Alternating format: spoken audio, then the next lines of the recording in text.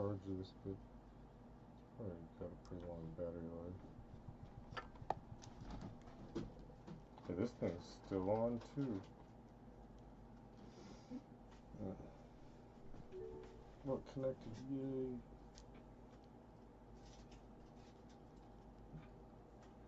Piece of shit, motherfucker, playing palms.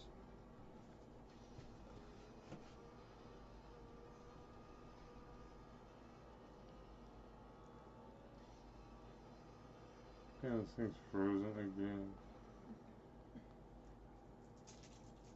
Oh, it restarted on its own.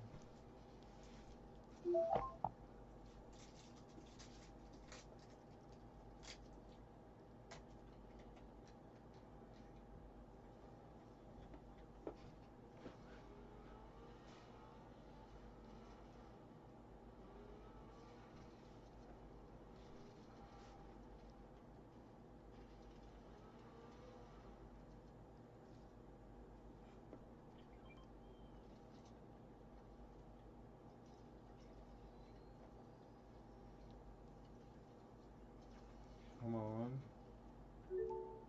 Yes, it does it on the second time. Go to the freaking folder.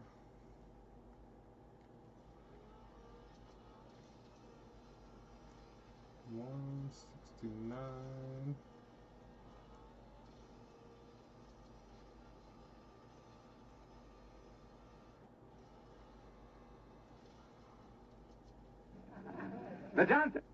The Johnson Wax Program.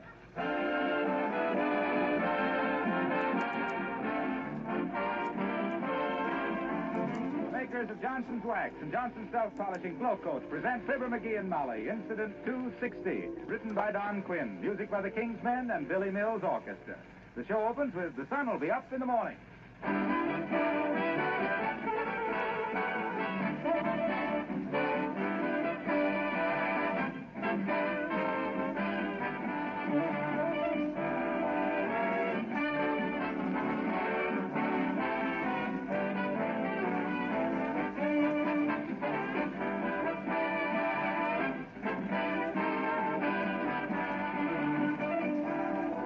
How many of you can remember when Saturday used to be floor scrubbing day in your mother's kitchen? Perhaps you can still remember her calling out, "Don't go in the kitchen, I've just scrubbed the floor."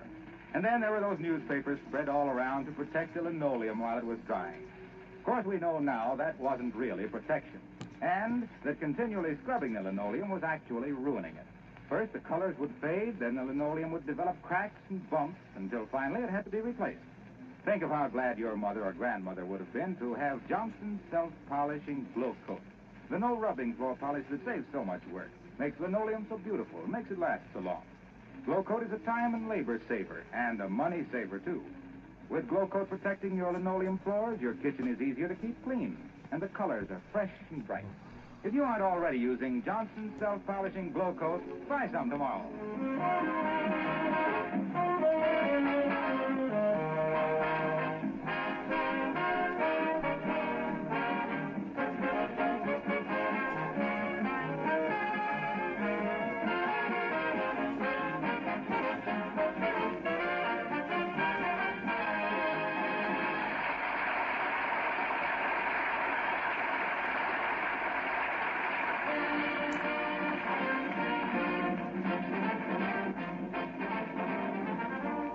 Yes, the gang's all here, all ready to pile into Fibber's car for a merry trek to see the Notre Dame West Point football game. And in the McGee jalopy, it's a good trek if they do it. Here's Mrs. Uppington, Horatio K. Boomer, Mr. Gildersleeve, the old-timer, Billy Mills, Nick DePopoulos, yours truly, and Fibber McGee and Molly.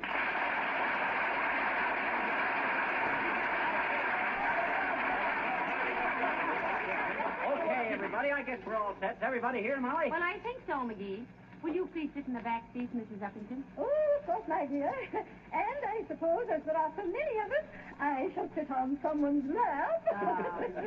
I guess you better at that, Uppy. Sit on Gildersleeve's lap. Oh, no, don't. He ain't got any lap. Now, look here, McGee. She can sit on Billy Mills' lap. Can't she, Mr. Mills? Why, sure she can. And I'm glad it isn't going to rain today. How do you know it ain't going to rain, Mr. Mills? I just had my pants pressed. Oh. Well, I knew it'd either rain or something, and this is something. Come on, Snooky. Well, now let me see. Where's Arla Wilcox? Here I am, Molly. But don't you think before we start, I'd better touch up the car a little Put with that can of car new away and get in, Wilcox. Johnson's car new. As long as we're mentioning it, we might as well go all the way. Move over, Billy. Mr. DePopulos, now you sit next to Mr. Wilcox, huh? Sure, Snooky. Have you got room in the back seat for this big chunk of ice? Ice? What'd you bring ice for, Nick? Oh, soft drink? No, Fisher. But if it gets hot driving, the radiator is liable to boil over. And if it's that hot, the ice will melt and it'll be water for the radiator. You got it? Well, why bring ice? Why didn't you just bring some water? I thought of that, Snoopy, but I couldn't carry it with these ice tongs. Well, climb in, Nick. We'll have to double up, DePopulos. Do I sit on your lap, or do you sit on mine? Let's flip a coin for it, Golden Sleeve. Have you got $50? Why, yes, I have. Good. Give it to me and you can sit on my lap. Say, where's the old-timer, McGee? I don't know. He was here a minute ago. Hey, old-timer. Here I am, Johnny. Where? Back here in the luggage compartment. Well, heavenly days. Is there room for you in there? Nope, but I didn't realize that till I got in, daughter.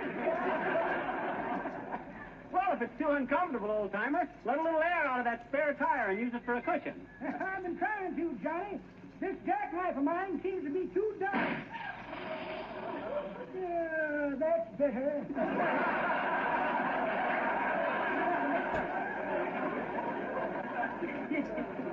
Well, I guess we're all set, dearie. Have you got the road map? Road maps? Yes, the road map. Road maps. You know those big pieces of paper that show you the best roads to take, which always happen to be the roads with the most filling stations of the company that puts out the map? Oh, my gosh, the road maps. Oh, I'm glad you mentioned them. I left them in the house. I'll be back in just a few minutes, folks.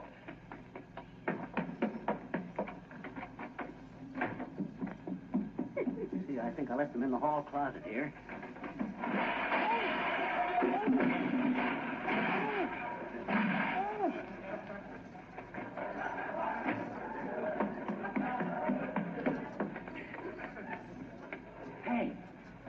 Hey, Molly. Yes? Remind me to straighten up that hall closet when we get home.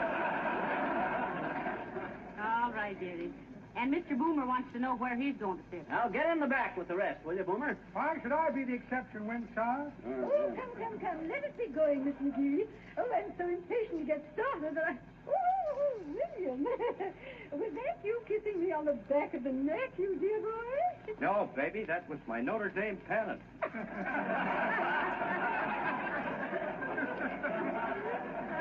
Well, if everybody's all set... Oh, wait a minute, McGee. We're awfully crowded back here. Can't one of us sit up in front? You stay where you darn are, Gildersleeve. Don't forget, me and Molly have got the lunch basket and the road maps up here. Besides, this car was built before they made front seats for 3 people. This car was built before there were 3 people.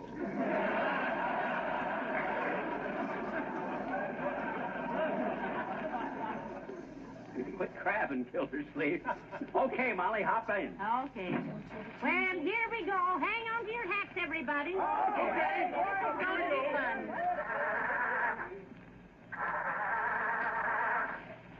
fun. Oil must be a little stiff. Well, that's much the best way to go to a football game, I'm thinking. Dad-drat the dad-dratted thing. Now, just... Hey, Molly, did you clean them spark plugs yesterday like I told you? Yes, dearie. And they scratched up my washing machine, something terrible, too. Oh, boy. Oh, well, am I too heavy on your lap, William, dear? No, baby. Did you ever play any football? Oh, you silly boy, of course not. Why did you ask? I was going to ask you to shift your backfield a little.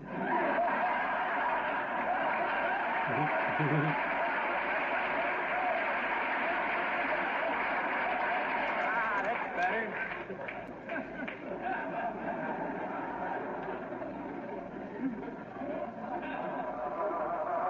Choke it a little, will you, Molly? With pleasure, and it's much too good for us.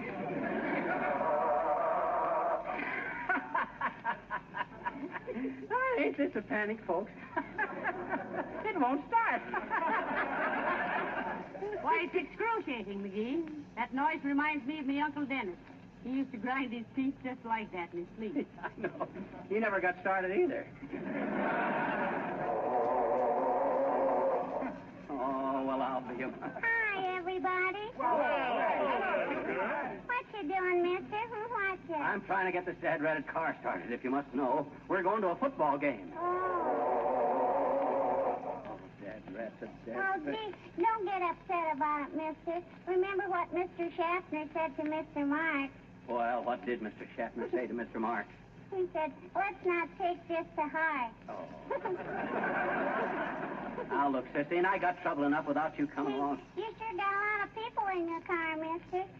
How can it hold so many pedestrians? You mean passengers. Pedestrians are people who walk. Yeah, you're telling me. Now, you keep quiet, sis. My impatience is just about exhausted. Hey, any of you fellas like to get out and give me a little push? They look like they'd all like to give you a push, mister, right off a tall building.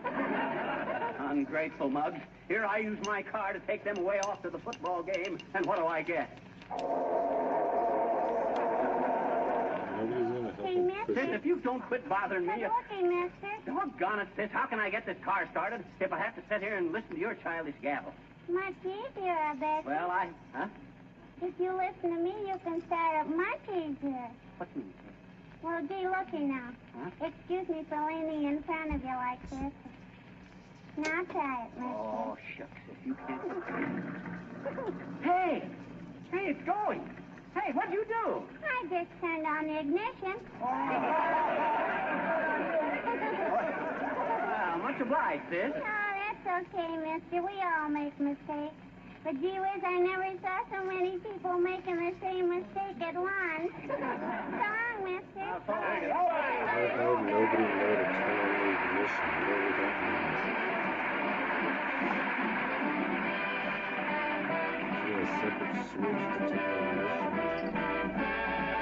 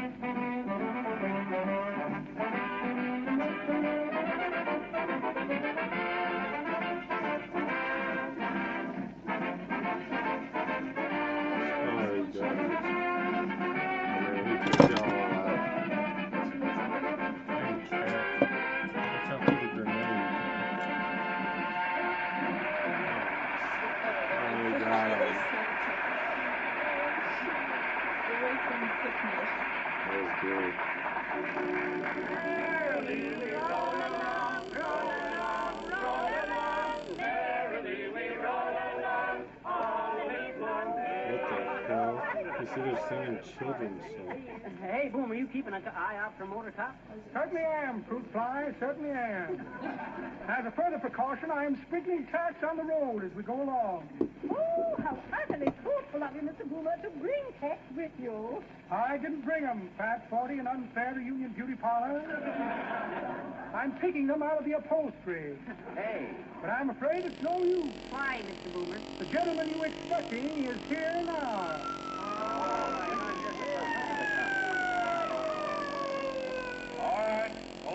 inside. Shall I chip him off a few pieces of the old Blarney Stone, McGee? No. I'll handle it. Now, look, officer, we may have been going a little too fast, but we're on our way to the Notre Dame Army football game. And I think it's everybody's duty to support the Army these days, don't you? Because with the situation the way... Oh, keep quiet. We're only going 22 miles an hour. What? Go on, we haven't been out an hour yet. I'm not arresting you for speeding. Huh?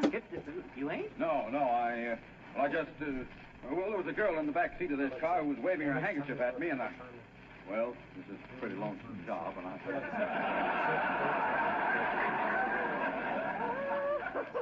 Oh, officer, you look so noble and handsome sitting there on your motorcycle, and I simply couldn't resist the temptation. It was I who waved. Oh, was it? Yeah. Well, I'm sorry to have stopped you folks. You know how it is. These dark goggles of mine, they make everything kind of funny. Take the goggles off, bud, and see how funny the old McGee. Well, now the touch's been cleared up, my young haunter of the highway. Let us be on our way. Let us not dally, Gilly. Hey, just a minute, you. What's your name? Why, officer, that's Mr. Horatio. Ixnay, I can say all Oh, right. no, I thought it was the other two. You were inquiring about me, my friend? Why, I'm the Honorable Sidney Green, the well-known wholesale grocer. You must have heard of Sidney Green's kidney beans. Yes. Oh, I'm sorry, Mr. Green, but you look like a man we want. You got any identification with you? Oh, certainly. Never traveled without them. Let me see now. Well, I put those identification papers. Had them right here a moment ago. Well, hurry up, Mr. Green, please. Don't get your fatigues in a panic, Saddlebound. Now, my paper's right here. that's why he Let me couldn't see find now. a realize Here's that a if small he's not collapsible played bucket it, I got in a it's small disabled, bucket shop then that I'm collapsed. showing it. Memo from Freddy the Firebug. Ambitious fellow, planning on giving a big shoe factory the hot goods. What's this? Ah, yes. A small ditty bag for people who can't carry a tune any other way. Here's a pivot tool. Very handy if you want to turn the other cheek. An army blanket with no draft ventilation. A check for short draft beer. Well, imagine that. Here are my identification papers. Well, everything seems to be in order, Mr. Green. Sorry to have bothered you. Didn't bother me a bit, my young handlebar hawkshaw, not a bit. Drop in my grocery store sometime, and I'll see that you get a nice, bright tomato. Yeah, take Gee, thanks, Mr. Green. Well, so long, everybody. Don't drive too fast now. Hey, that's a pretty smart piece of work. How'd you do it? Elementary, fiddleface, elementary. Huh? This happens to be Mr. Sidney Green's coat I'm wearing. Picked it up by mistake in a restaurant last night. Well, maybe you weren't scared, Boomer, but I never seen a guy turn green so fast. Don't you get it, Molly? I said... Tain't funny, McGee. Okay, well, I'm getting hungry. Well, Mr. McGee, why wouldn't this be a good place to eat our lunch?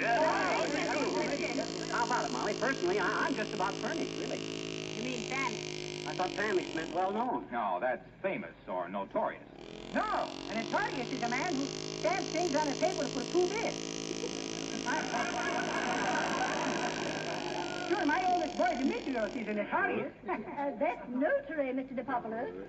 I thought notary is meaning to go around and around. That's Rotary, like a Rotary Club. They go around to different places for lunch. That's better. That's just what I've been trying to say, ain't it? This is the place for lunch. Well, now that we've got that settled, I hope. Let's see.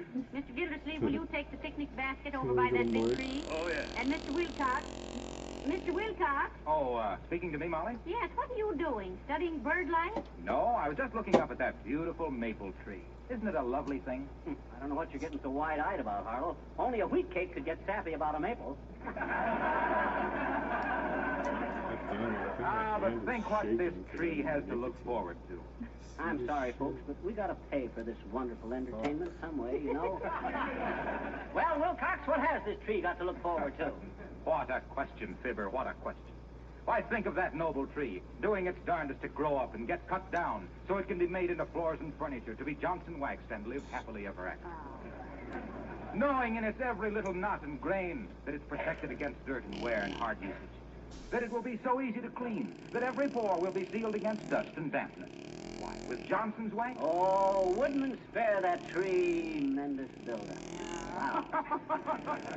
Yes, that's one of the most lumbering commercials I ever heard, Mr. Woodcock. Now, come on and eat lunch, Yeah. both of you. Get the thermos bottle and... Say, where's the old-timer? Huh? What? Hey, he's still in that luggage compartment. Oh, I hope he hasn't smothered. Open it up quick, dearie. Well, heavenly day. Hey, old-timer. Wake up, old-timer. It's time for lunch. Hey, oh, what's this? Oh, that ain't the way I hear it. The way I hear it, What? one feller says, "Stop feller." Oh, Hey, what's that a smell, daughter? Hot coffee? sweet. So he's gonna Yes, want it is, so hurry up. We're going to eat lunch. Okay, daughter. But that's I'll bad hurry. luck for y'all. One feller says to telefeller, "Say," he says, "see where's epidemic of children's quiz programs." Hip says telefeller, "Getting so your time a kid has to stand in the corner, one can't get his sponsor."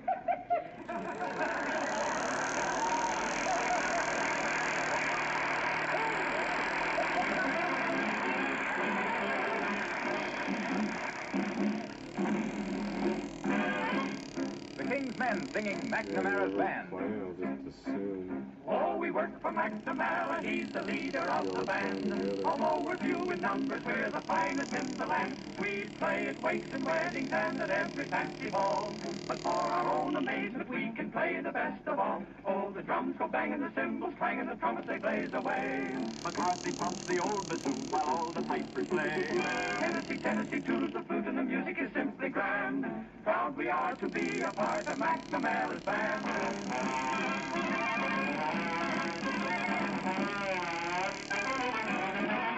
Oh, Rarity, Finnegan, Flanagan play the saxophone. They play so very pretty that the girls won't leave them alone. Oh, Donald O'Connell, O'Hannigan, Carrigan on the trumpets play.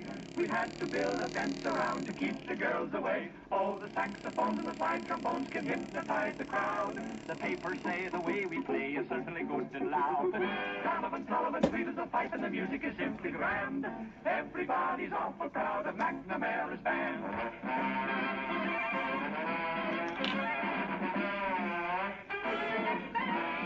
Dear Janssen, Vanssen, Ferguson, Jorgensen, come from old Norway. To play with McNamara's band, we traveled all the way.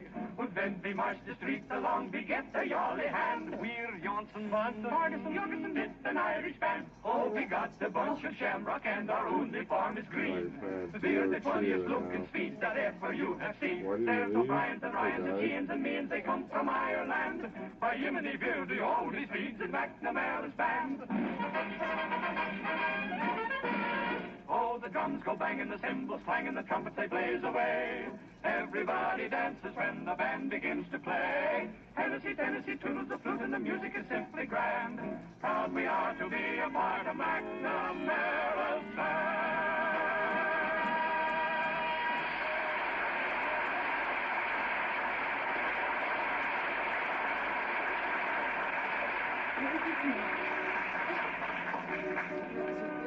Hey, you know, Molly, I'm worried about the way this car's running. Why, it's running beautifully, dearie. That's what worries me. It never run beautiful before. Oh, yeah, fucking Now, how are you folks doing in the back seat back there? Personally, I've never been so uncomfortable in my life. Well, I should think you would be, with your leg twisted up back of your neck like that. That isn't his leg, that's mine. I had to put it someplace. Well, Billy Mills looks happy and contented anyway. Look at him, sleeping like a boy. He is not sleeping, Mr. McGee. Huh? He's unconscious. What? He is? Yes. When we went around that sharp curve about 20 miles back, Mr. Depopoulos knocked him out with his elbow. Yes, the lucky dog. Come on, Depopoulos, don't be selfish. Knock me out, too. Nothing doing, Golden Sleeve. Look what it did to my elbow. Oh, please, Mr. Depopoulos, that's my elbow. Oh, pardon me very much. You see, McGee? Huh? We're so crowded back here, we have to look ourselves up and who's who before we dare cross our legs.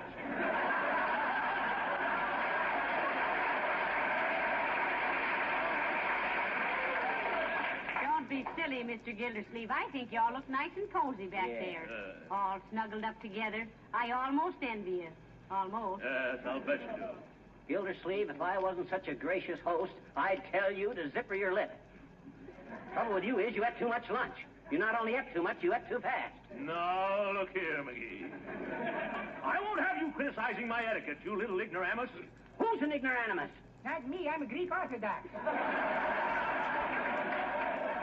Quiet, Populus. McGee, one of these days you and I are going to tangle. You know that, don't you? Gildersleeve, that's a thought that will sustain me through the long winter nights. That's probably where you'll be during the long winter nights, too. Huh? Back on sustaining. Oh, yeah? Well, don't worry your curly little head about that. You know what I mean to our sponsors? Yes, I do. What? You're a hired man, McGee.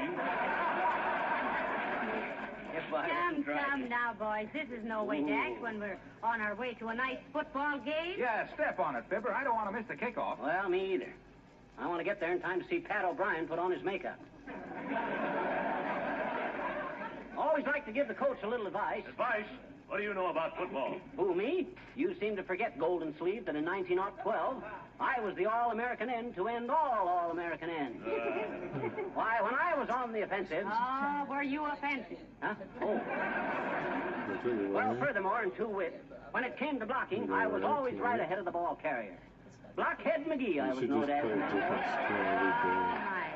Blockhead McGee, the boldest and bravest back that ever bounded from the bench to bring back the bacon by booting the ball over the brim of the bowl. The best boy in the business at blasting the boulevard through big bunches of bewildered baboons by banging and bending betwixt and between them like a bird in the brush. Banqueted and barbecued as the brilliant bozo who baffled befuddled bevies of beefy blacksmiths because blubber and brag can't beat brain and brawn, bud. Billed as the Beau Brummel who bops balloons to the balmy breezes with a bang of the bunion. Battered and bruised when I went to bed, but hang on there, folks, there's a red light ahead.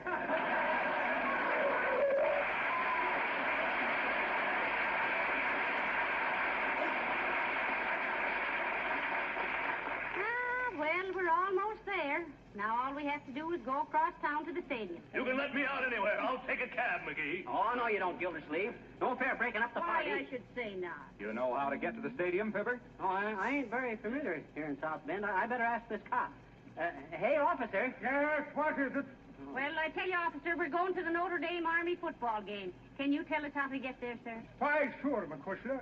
Turn right at the next red light and take Route 66 east about 900 miles. 900 miles east? Ain't this South Bend, Indiana? Sure, but they're playing that game at West Point. Hey, let go of me, Gildersleeve! More! Lay off of me! I didn't realize. Hey, quick! Hey!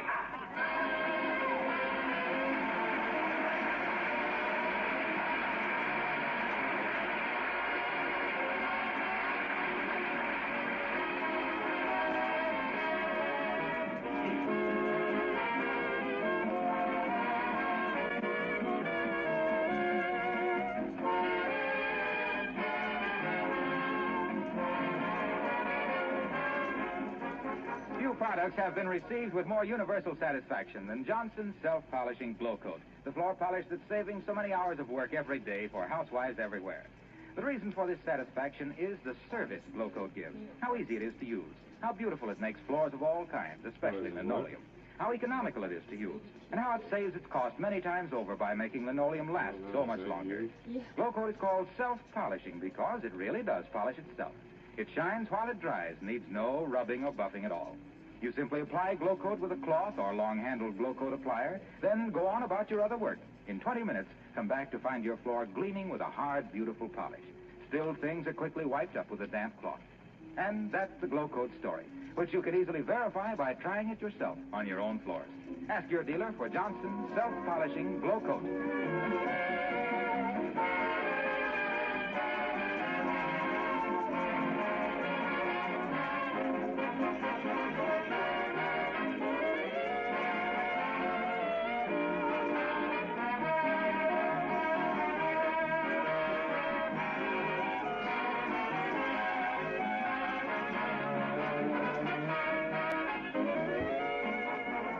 Folks, next Tuesday, November 5th, is Election Day all over the USA, and we hope you'll all get out and vote. That's right. Vote any way you like, but vote. And let's be thankful we all live in a country where you're just told where to vote and not how. Good night. Good night, all. Oh, weird.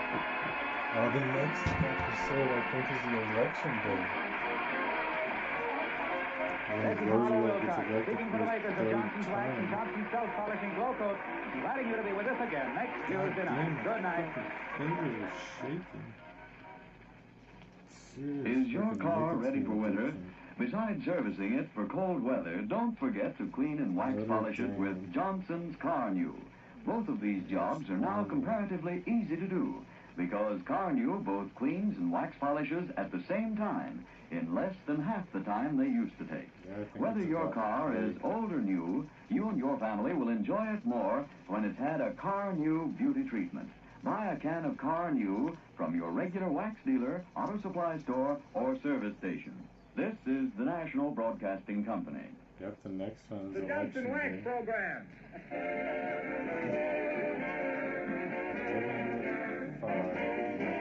11:05 The makers of Johnson's Wax and Johnson's Self-Polishing Glow Coat present Fibber McGee and Molly, written by Don Quinn, with music by the King's Men and Billy Mills and his orchestra. Ladies and gentlemen, realizing the tremendous interest you all have in the election returns tonight, NBC has arranged to bring you the latest results at intervals during our program. And now Billy Mills and his orchestra open the show with So You're the One.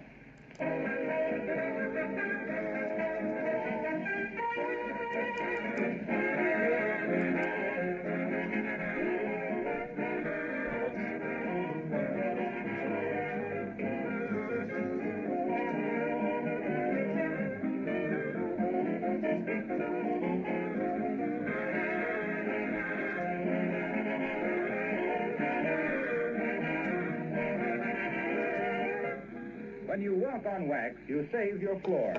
You've heard me say this before, but I like to repeat it because it illustrates so clearly the protection offered by genuine Johnson's Wax. The reason why this famous floor wax saves work and saves money throughout the year. When you apply a coat of Johnson's Wax to your floors, you're protecting them with a tough, invisible wax shield. A shield that guards the finish against scratches, scars, and dirt. Of course, that's only half the Johnson Wax story, because floors that are regularly Johnson Wax become more beautiful with every application. They have that rich, mellow glow so much desired by better housekeepers. Add to this the 100 extra uses for genuine Johnson's Wax, for furniture, woodwork, leather goods, and you understand why it is in so many homes everywhere. You can buy genuine Johnson's Wax in the familiar paste or liquid form, and in the new cream wax, especially formulated for furniture and woodwork. Buy some tomorrow.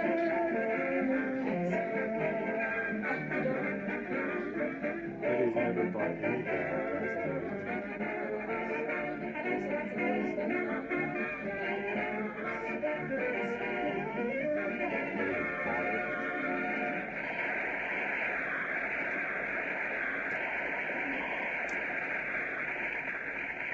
Well, the Good Government Club of Wistful Vista has offered $250 to the election officials who bring out the voters in their precinct 100%. And here, presiding at the polling place, which also happens to be their home at 79 Wistful Vista, we find those two eager officials, Fibber McGee and Molly.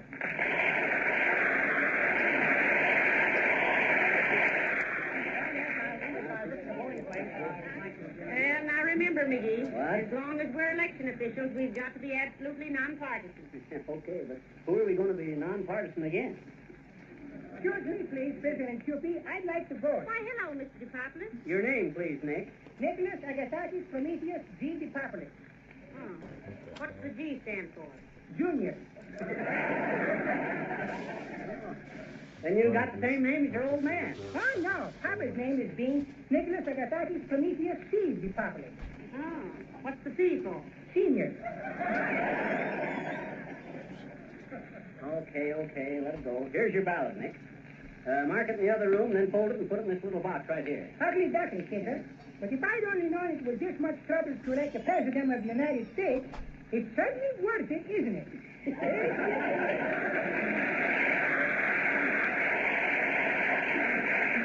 Imagine giving a dumbbell like him the vote, Molly. Well, the first time you voted, you weren't so smart either, dearie. Well, what did I do? You took a ruler and a pair of scissors with you. What? You said as long as you were going to split your ticket, you wanted it to look neat. That was before I knew how. I'll get it. Okay. Hello? Yes. 13th Precinct, polling place. Judge McGee speaking. No. No, we ain't allowed to give out any information. No, we don't know how the voting is going for any candidate. No.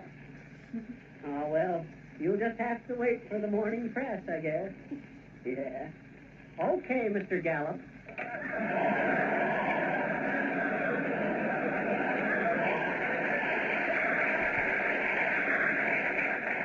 Was that George Gallup? No, Charlie, a fellow I used to know in the circus. No. He used to play the cantaloupe in the parade. No, you don't mean cantaloupe. You mean he played the calamity. Molly, a calamity is something bad. Well, I never heard one played good. One what? One of those steam pianos, those antelopes. Rat if they ain't antelopes. Antelopes are kind of dear. I don't care how much they cost, I don't like it. And for your information, dearie, a cantaloupe is a mushmelon. Of course it's a mushmelon, I know that. Well, how could anyone play a mushmelon in a circus? Charlie did. Bored holes into it and played it like a sweet potato. It was a little drippy, but it had rhythm.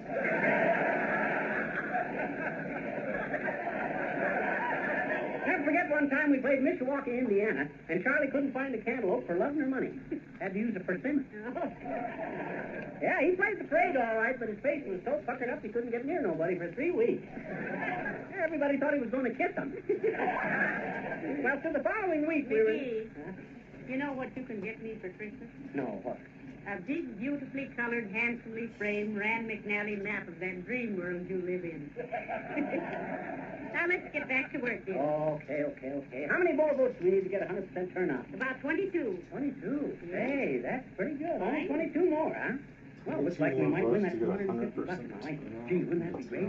Wonder how the election's coming on in other parts of the country. Well, search me. Shall I turn on the radio? Well, I was going to turn it on myself, and then I got worried. What are you worried about? Well, that radio of ours is so old, I was afraid we'd get returns from the Coolidge campaign.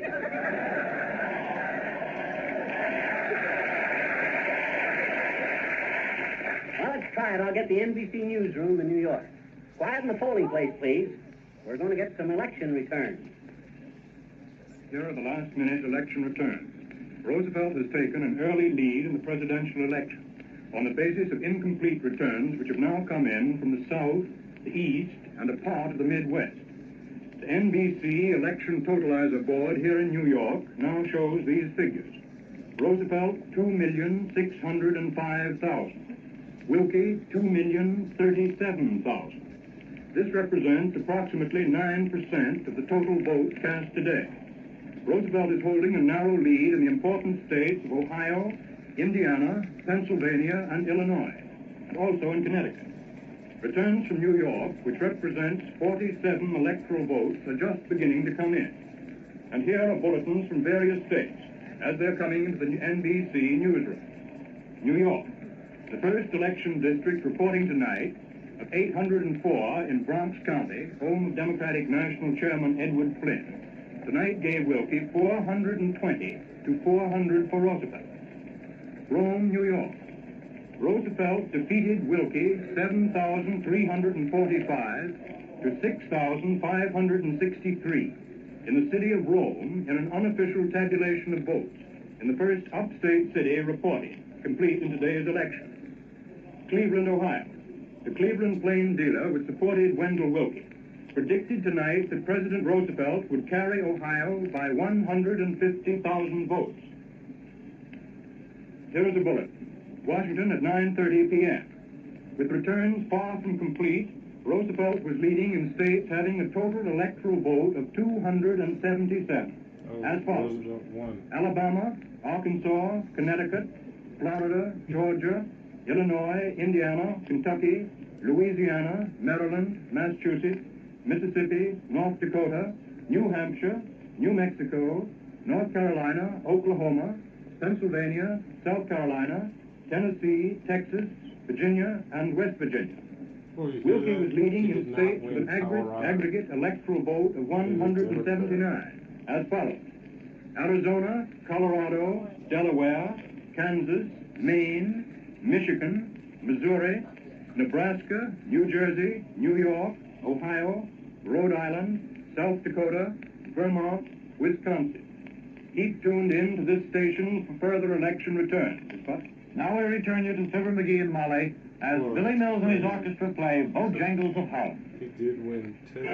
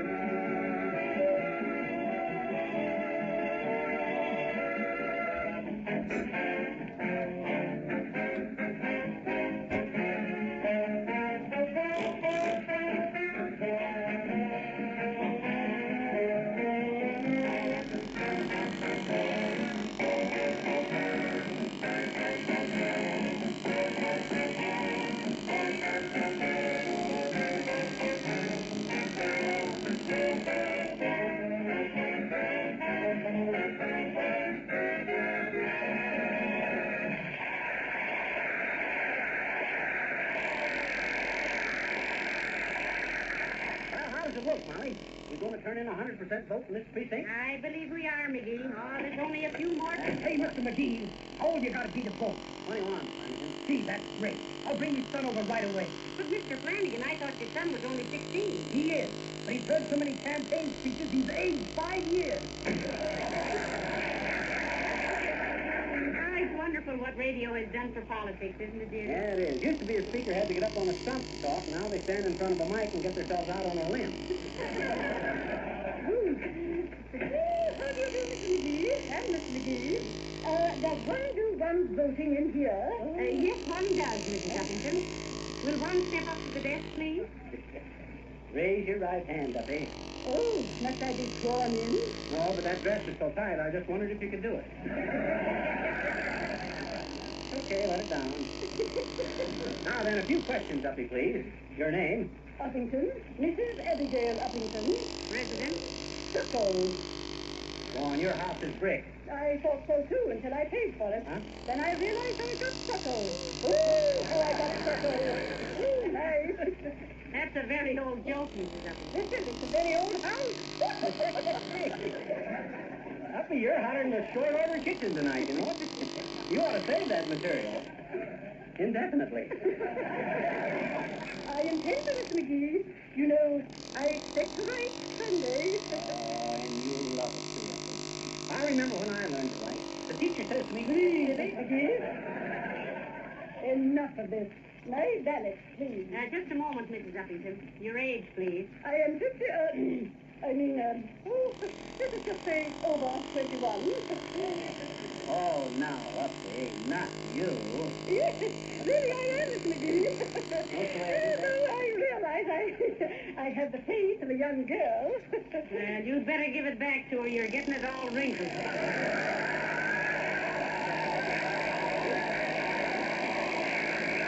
Well, really now, my ballot, please, and where do I vote? Oh, here you are, Uppy, and just go through that door there, Uppy. You'll find the No, place. not that door. No.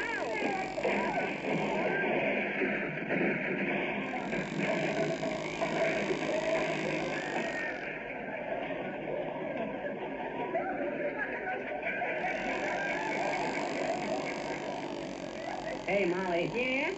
After election, remind me to straighten out that closet. Did you see Mrs. Mrs. Uppington get out of there? Lovely footwork. Yeah, she's a little lightweight still. Hey, what on earth is that? Look, somebody's making a speech out there. Why, he can't do that. He's electioneering within 100 feet of a polling place.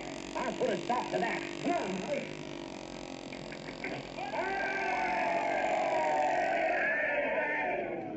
Johnson's away. Okay, my friends, the Johnson self-polishing glow coat of people's choice should be elected to office. And not only to the office, but to the whole. Because it saves hours of housework and is so easy to use. Glow coat requires no rubbing and no buffing, and gives new luster and beauty to your kitchen linoleum. That is why I say, vote for Johnson's self-polishing glow coat, regardless of party. And if you must have a party, be sure and use glow coat, because all good parties wind up in the kitchen.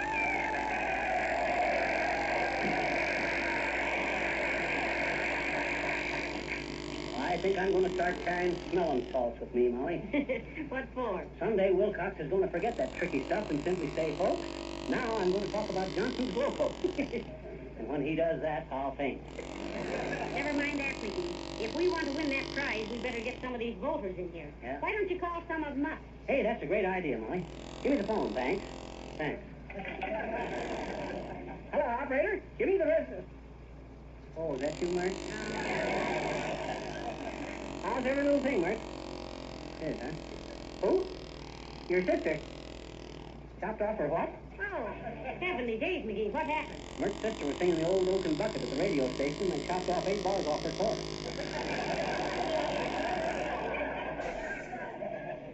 What say, Mert? Oh, our line is out of order, huh? Okay, Mert. Thanks anyway.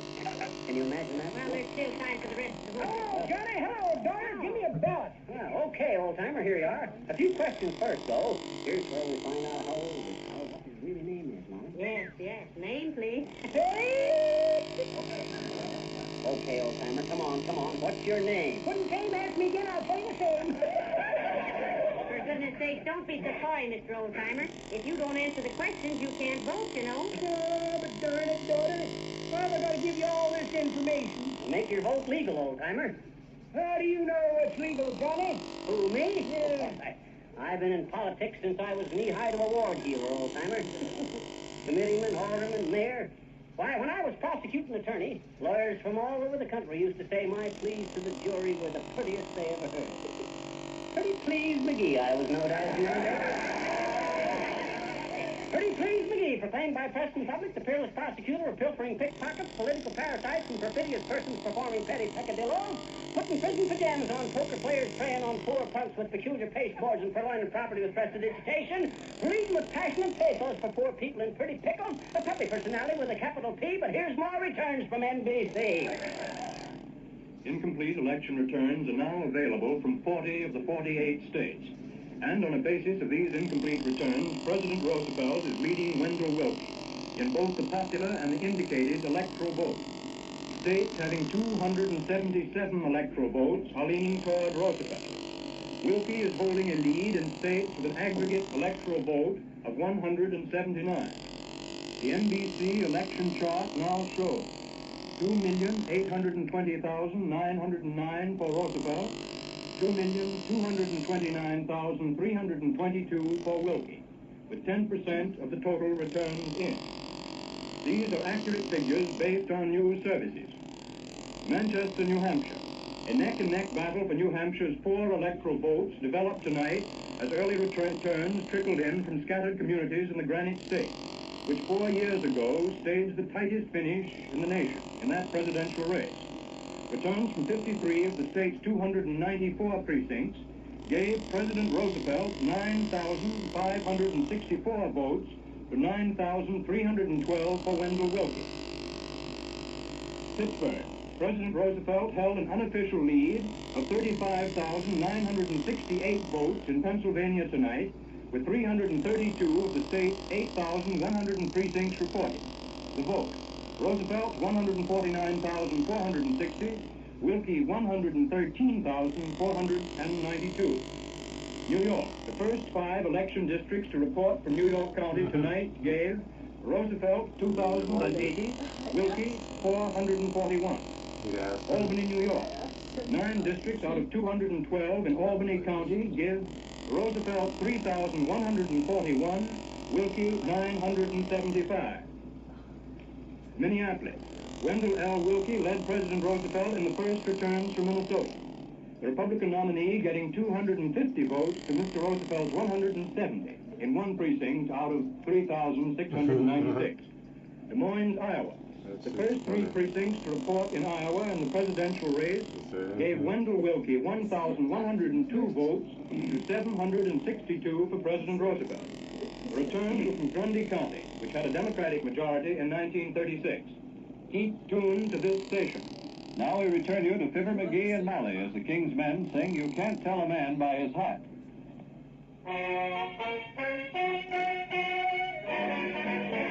Oh, once upon a time before the world had gone informal, things were normal and a girl could figure out to buy a man's fedora or his top hat or his man-in-law, exactly what that man was all about. Bankers were conservative in black or brown or blue or gray. Actors were extravagant in green or something distingué. You could always recognize a carry straight from poolroom guys, but now just look what's happened to the scene. Low brows and high hats and high brows and no hats. So what is this world coming to? Zulus in earlaps and crooks in police caps. The day of discretion is through. There was a time when you could tell a cowboy by his head gallantly.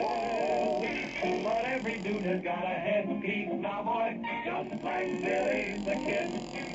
Now meanies wear beanies and Bean wears an old thing like something dragged in by the cat. That distinguished beaver may be Joseph's mammy, or next year's version of Uncle Sammy. You can't tell a man by his hat. Escorts and sailors and people in trailers are all wearing toppers and spats. That man in the pink beret may be none other than Wallace Deary or Whistler's mother. You can't tell a man by his hat. Can't tell a man, can't tell a man, can't tell a man by the style of his hat.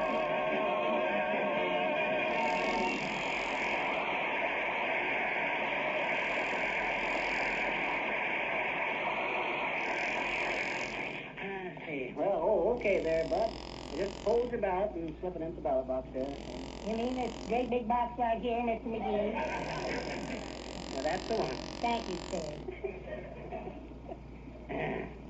You too, madam. Oh, I'm so thrilled, really. This is the first time I ever voted, and I'm such an admirer of the man I voted for. I put some extra X's on the bottom of my ballot. Kisses, you know.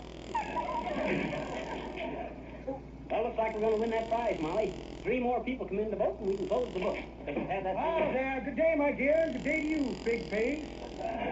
Give me a ballot, please. Okay, here you are, Boomer. And be careful how you mark it. Yeah. Certainly will, my dear. I have to pray the confidence of the people who bought my vote. Now, let's see. Where I put those instructions. Instructions. Had them here just a moment ago. Here's a deck of marked cards. Going to play a little rummy tonight, if he shows up. Letter from my dear old father from Vinegar, South Dakota. Says he takes his morning constitutional by walking 50 times around the jail. Yes. Round and round the vinegar jug pop goes. The weasel. Oh, yes, a couple of badly made counterfeit silver dollars. Caused me a great deal of embarrassment. Got a letter from the government telling me I'd have to get the lead out. And a check for short beer. Well, not bad. No instructions. Well, you just have to mark your ballot without them, Mr. Boomer. Right in the other room there. Thank you, my dear. Thank you. Hope there's no objection to my voting twice in each square. Never could resist a chance for a double cross.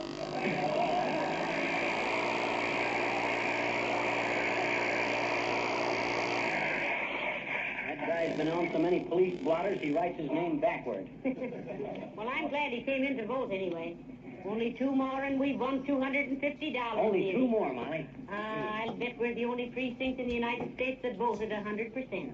I lived in one once that voted 425%. It was a wet neighborhood, and we had a bunch of floaters. Hi, McGee. Hello, Mrs. McGee. Hello, Mr. Gildersleeve. Come right in. Yeah. Hi, Gildersleeve. Glad to see you. What'd you come in here for? The vote. Fine. Here's a ballot. Here's a pencil. Just take it in the next room. Oh, wait a minute. Don't rush. Shucks, Gildy, you got to vote. Who says I got to vote? I'm an American citizen, McGee. Huh? Nobody can make me vote. Well, then what'd you come in here for? To vote. Good. Here's a ballot. Oh, you don't. You can't rush me into this. Rush you into this. Now, look, Gildy. As one American to another, I appeal to your patriotism. I appeal to your... Don't you wave the flag at me either, McGee. My forefathers were in this country long before yours. Oh, is that so? Yes, it is. My mother had 12 sisters in the DAR. Well, I knew you had aunts, Gildersleeve, but I didn't know what they were in.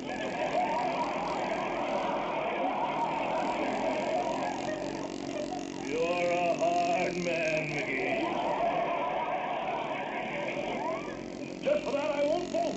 Oh, dear. You ought to be ashamed of yourself, Mr. Gildersleeve, not voting. Yeah. Why, your wife was the first one in when we opened up this morning. What?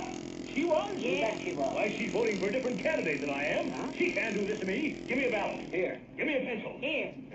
President of the X, Congressman X, Judge Municipal X. Here. Take it in the other room and mark. All marked in the box. I'll show Madam Gildersleeve. Well, many happy returns, folks.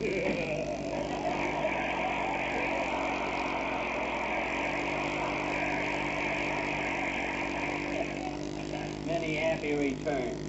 Of all the corny... Oh, heavenly days, McGee. Look. Huh? Look what time it is. We have to close the polls in exactly 2 minutes. Oh, but we can't. There's still one voter that ain't come in. Nevertheless, we have to close. We've got to keep it legal, you know. Oh, but he can't do that to us. He's cheating us out of $250. Oh, come on, Bud. Whoever you are. That ratted luck. If he don't show up within 2 minutes, we're... Hey. Good evening to the both of you. And a very good evening to you, sir. Hurry, McGee. Here you are, Bud. We'll just skip the questions. You only got a minute to make out your ballot. Is what? Your ballot. Don't stand there and argue. Hurry up. The voting booth is in the other room. We'll check your registration afterwards. I'm not here to vote, my good sir. Huh? I'm from the city hall. Come to take your ballot box. Oh, dear. The polls are closed. Good night to you.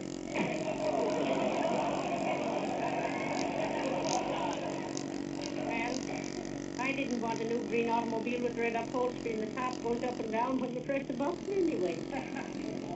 Oh, McGee, darling, don't take it to heart, though. I can't help it, Molly. Oh, now, just because some stupid, short-sighted, irresponsible, un-American rapscallion forgot to vote. Please, Molly, don't talk like that. He ain't really a bad guy. What? You know who it was? Yeah. Who? Me.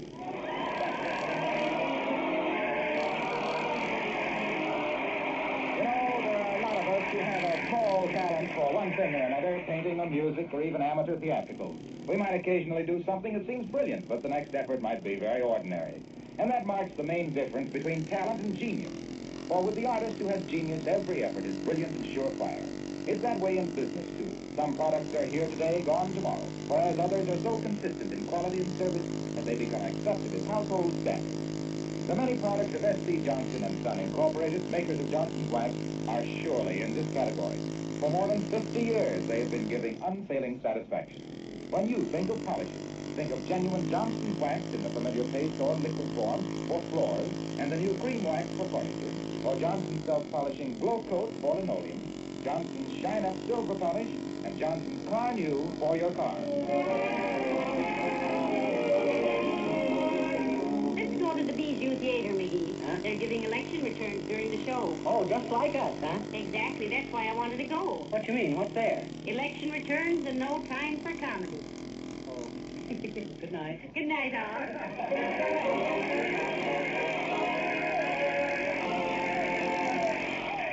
This is Harlow Wilcox, speaking for the makers of Johnson's Wax and Johnson's Self-Polishing Glow Coat, inviting you to be with us again next Tuesday night. Good night. Attention car owners. What product does two things at once? It's Johnson's Car New, the sensational new auto polish that both cleans and wax polishes your car in one easy operation. It used to take hard work and cost real money to do those two jobs, but with Car New, you can do them in half the time. Car New is a liquid that dries to a white powder. Wipe this powder off, and you'll say with car owners everywhere, your car looks like new when you use Car New. Buy a can tomorrow. Get your car ready for winter. This is the National Broadcasting Company.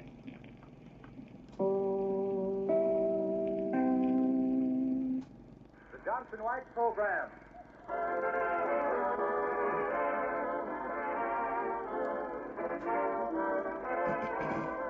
The makers of Johnson's Wax and Johnson's Self-Polishing Glow Coat present Fibber McGee and Molly, written by Don Quinn, with music by the King's Men, Billy Mills Orchestra. The show opens with You and Your Kiss.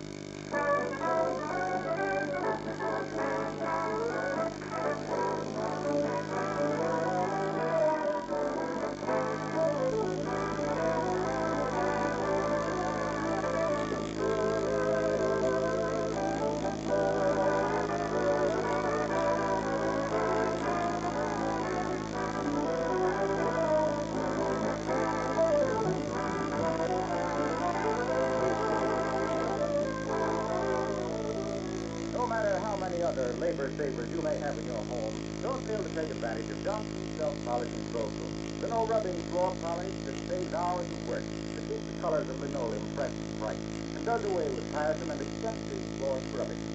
Why is floor scrubbing expensive? Because it ruins linoleum surfaces, as any linoleum manufacturer will tell you. If you want your linoleum to last a long time, protect it with Johnson's Glow Coat. You can use Glow Coat on varnished or painted wood floors, too. It needs no rubbing or buffing, whatever. You simply apply and let dry. 20 minutes, your floor has a beautiful, lasting polish, easy to keep clean and spotless. If you're not a regular user of Johnson's Glow Coat, try some right away.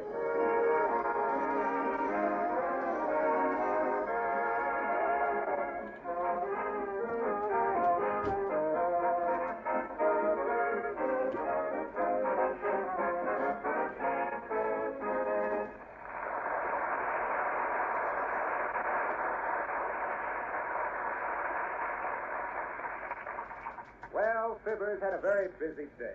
He's discussed the election at Joe's Tavern, done a little sidewalk supervising of a building excavation, and forwarded the youth movement by kibitzing for 2 hours at a corner lot football game. And here, approaching the house with a glow of satisfaction at a day well spent, we find Fibber, our Fibber McGee and Molly.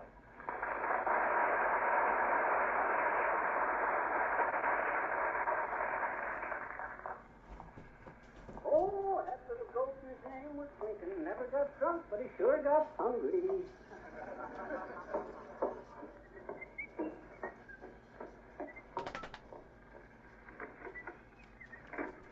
Hey, Molly, I'm home. Hey, Molly, it's Fibber, the guy you married on account of his smooth talk and silly ways. Molly, she's gone to the store. I wonder if she wouldn't leave a light burning for a guy talking. Oh! Oh! Oh, my eye. Oh, that's right, that door. Oh. Oh. There's a cherry pie, Billy boy, Billy. Who's in here?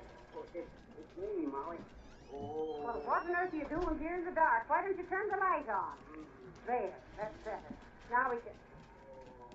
Well, what on earth's the matter with you or I? I bumped into the door. Well, I did, just now. Oh, Molly. Molly, you don't believe me? Why, of course I believe you. Whoever got a black eye any other way? They always bumped into a door. Now sit down there and let Mother put something on it. Oh, but look, Molly, let's get this straight. I really did bump into the door. You see, Now, please, McGee. In the first place, it's none of my business how you got the china. In the second place, when a man spends the day downtown a week after election and discusses politics and comes home with a black eye, it's pretty obvious that... listen, Molly, I tell you that I... Never mind, dearie. It doesn't matter how you got it. Let's put something on. By you. Oh, no. It was wonderful. I love it. Think I'll make a hobby of getting black eyes. Now, don't be sarcastic, dearie.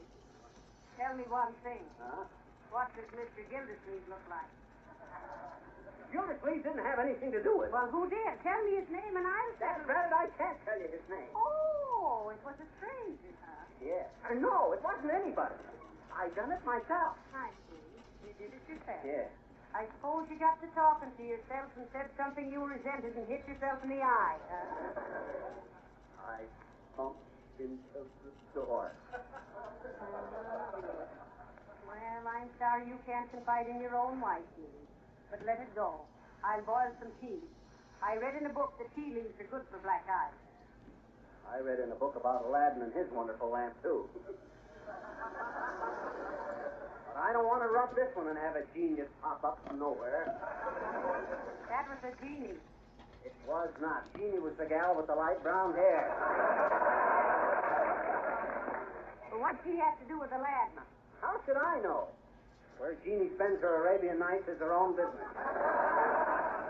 Well, what's the difference? They were only fractional characters anyway. You mean frictional? I don't either. Frictional is when you rub something on something. That's what I've been trying to say. We got to rub something on this eye.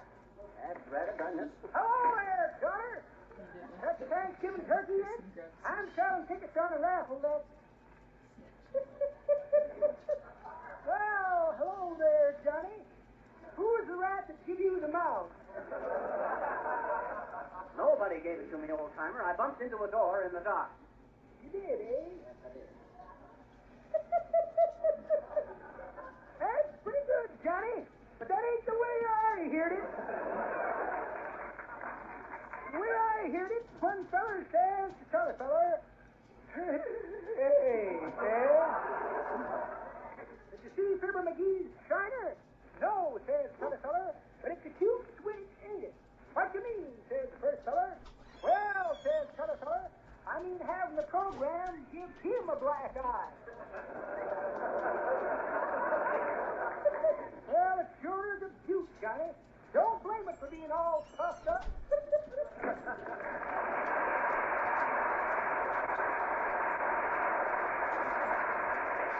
Aye, that old mothback. Does this eye really look that bad, Molly? Aye, it's getting so dark the pupil looks like it was going to night school. I think you better see the doctor, dearie. Maybe I had better go see the doctor. Oh, come on, go with me. You got your purse? Yes, I've got it. Come on, let's go. Okay. Shall we walk? Yeah, let's go through the alley and around by train. Hi, mister. Oh, hello there, little girl. Sorry, I can't talk to you now. We're on our way to the doctor. Well, dear, I just wanted... Oh. Blimey, what a shiner. Who put the dimmer on your headlight, mister? I run into the door in the dark, if you must know. Oh, sure. A likely story, I bet you. And what does the other fellow look like? Now, look here, sis. I ain't got time to masticate the muslin with you. Well, gee, mister, I just wanted to ask you if you want to invest in a going business. I ain't interested, sis. What's the business? Well, there's a PTA meeting next door, and I'm running a baby buggy parking lot. I and Willie Toops. You mean Willie Toops and I? Oh, trying to muscle in, huh? No, I ain't. But how's business? Well, we've taken care of 7 babies already. At a cent apiece. Oh, so you made 7 cents, eh? Mm-hmm. Well, as the fellow says when he seen the well-dressed Leatherman, that's a very neat profit. No, we got a deficit. Oh, yeah. 10 cents for medical expenses. Medical expense? Mm-hmm. You mean you had to slip one of the tiny tots of Honia Paragoric? No, but Willie had to buy some iodine for his knee, I bet you. For his knee? Mm-hmm. He fell down when one of the mothers chased him. Now, wait a minute, sis. This started out as a financial report, but it's developing kind of clinical. What'd she chase him for? Well, gee, mister, her baby kept crying and crying, and we couldn't make it stop, so we emptied the milk out of its bottle and refilled it. With fresh milk? No. Huh? Hmm? If you didn't refill it with milk, what did you refill it with? Here. Beer. Hey, wait. Oh, you shouldn't have done that, Sid. Oh, sure. Huh? Sure. My papa says if he drinks a bottle of beer before he goes to bed, he sleeps like a baby. And if my papa can sleep like a baby, isn't it logical that a baby should sleep like my papa? Huh? Oh, I gotta go check up on Willie. So long, mister. You can see it's kind of like drinking beer.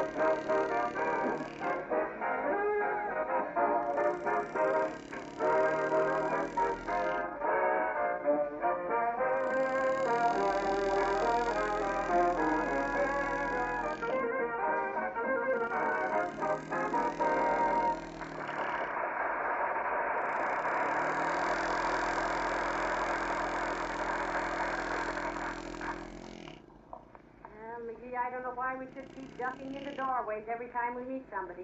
Well, I'm just doing it to save my friends embarrassment. Oh, so you're saving them embarrassment. Sure. When they see this eye, every one of them will say, well, what does the other guy look like? Then they'll realize that's a platitude and be ashamed of themselves. Hey, look. Where? Look at the guy down on his hands and knees, pushing a peanut with his nose. What's the matter, Bud? You lose an election bet? What? Oh, hello, Fibber and Molly. Why, Mr. Wilcox. Yes, I bet on the wrong man for governor, so I have to pay off with this nut-nudging. Oh. Why, that's too bad, Mr. Wilcox. Me Uncle Dennis had to do that once. The poor lad. He was a little cross-eyed and kept falling in the gutter. Well, I don't mind this a bit. In fact, Hey, Fibber, where'd you get the black eye? And what does the other fella look like? That ain't a very original observation, Wilcox. He said he got his black eye bumping into a door in the dark, Mr. Wilcox. Oh, yeah? I suppose he thinks that's original. Dad, it, I did bump into a door. Come on, Molly. Let Wilcox go on with his nasal maneuver. We can talk to him a minute. Doesn't that make your back ache something terrible, Mr. Wilcox? Yes, it does. And I love it. What? How's it sound hard? Well, it's done a lot for me. It's done a lot. It's made me sympathize with all the women who have spent weary hours on hands and knees with a scrub brush and pail. When a little Johnson's wife would not only eliminate scrubbing, but would absolutely seal floors and protect woodwork against dirt and sand. Harlow, if I was as enthusiastic as you are about Johnson's wax, and I put in your hand, I'd have it tattooed on my chest. Oh, yeah? Well, look.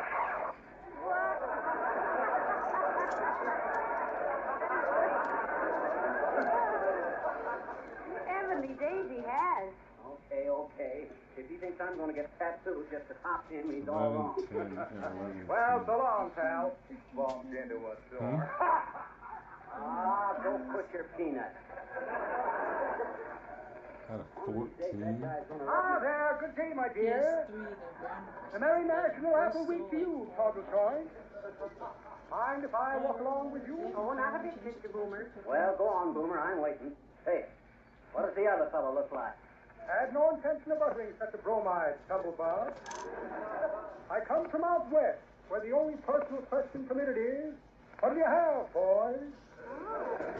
What part of the West do you come from, Mr. Boomer? From a little hamlet called Fox Pass. The village of 300 souls and a small scattering of heels. It was there that I spent my boyhood and the proceeds from a few train robberies. Yes, yes. But what are you doing for the eye, Oyster Paul? Well, he's on his way to there. He'll do all right. I ought to be wearing dark glasses, Butterfish. They'll shut off the rays of the sun and the hoorays of your friends. I have a pair right here if you care to borrow them. Oh, gee, thanks. That's swell. Shoot the bloomers to me, Boomer. Certainly. Wow. Certainly. Are you hot tonight? Now, let me see. Where I put those sunglasses? Had them right here a moment ago. Sunglasses, sunglasses. Here's a snapshot of a jug band I organized when I was in the jug.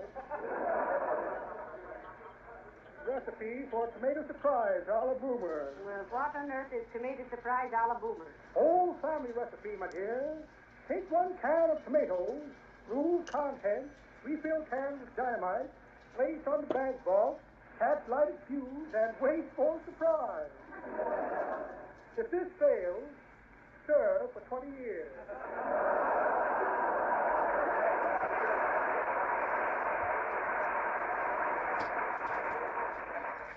Here's a short length of lead pipe, giving a fellow a tap lesson tonight. The check for short beer. Well, imagine that. No sunglasses. Come to think of it, I threw them away last night after mistaking 3 hearts and 2 spades for a spade flush. Sorry, Glumglin. Good day to you, my dear.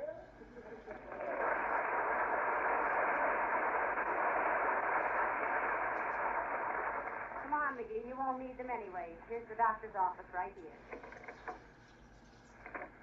Hi, Doc. Remember me, Mr. McGee? Ah, yes. Sit down, Mr. McGee. What's the trouble? Well, are you just being tactful, Doctor?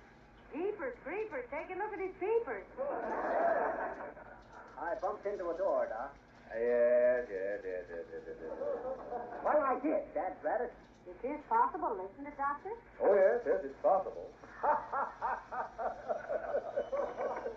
Hey, Doc, come over to my house right away, will you? Just as soon as I can, Flanagan. What's the matter? My kid's been sliding down the banister again.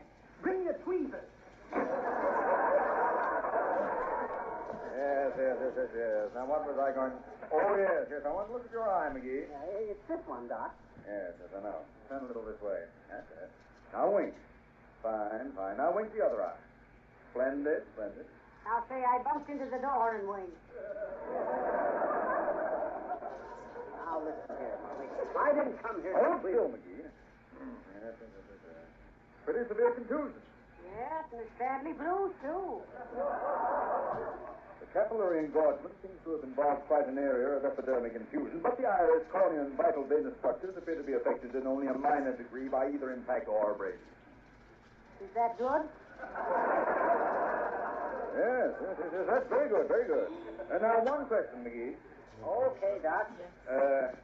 What does the other fellow look like?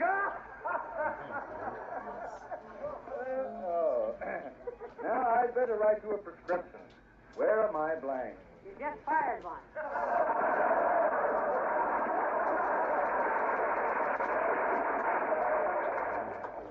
Here they are. Yes. Just a moment. There you are. Have that filled. You won't have any more trouble. Oh, thank you, Doctor. So long, Doc. Please, prescription, Molly. I can't use it. All right, dear. Well, is it expensive? It certainly is. What do I have to take? Boxing lessons 3 times a week.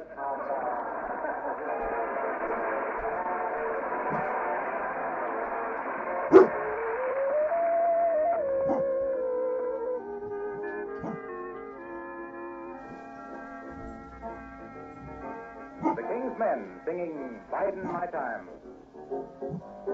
Some fellas like to tiptoe through the tulips.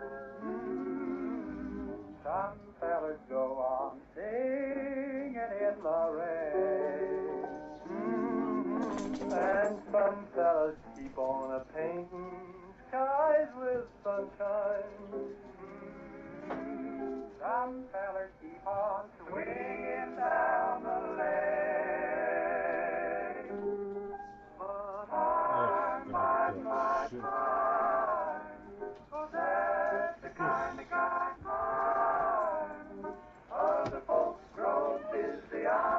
busy, busy, biding my time. Next year, something's bound to happen. This year, I'll just keep on napping. 'Cause I'm biding my time. 'Cause that's the kind of guy I'm. No regretting when I'm setting, biding my time. I'm biding my time. 'Cause that's the kind of guy I'm. Strangers so long, I'll just go long biding,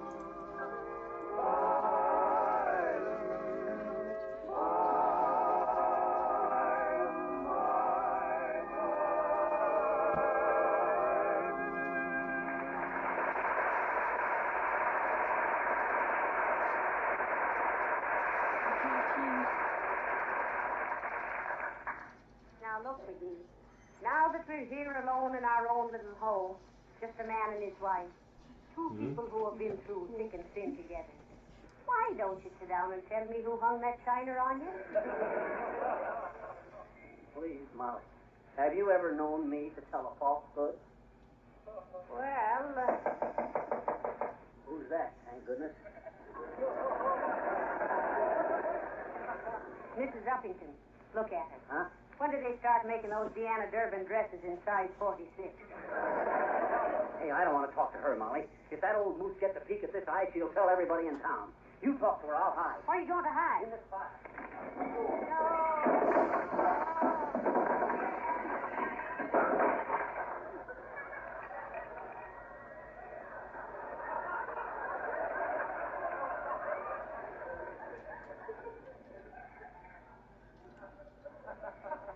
Hi, Effie. Hello, Mrs. Uppington. How do you do, Mr. McGee and Mr. McGee?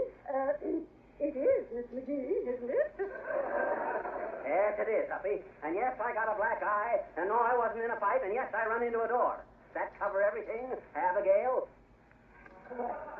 Why, please, Miss McGee, as a matter of fact, I broke my glasses this morning and I can't see a thing without them.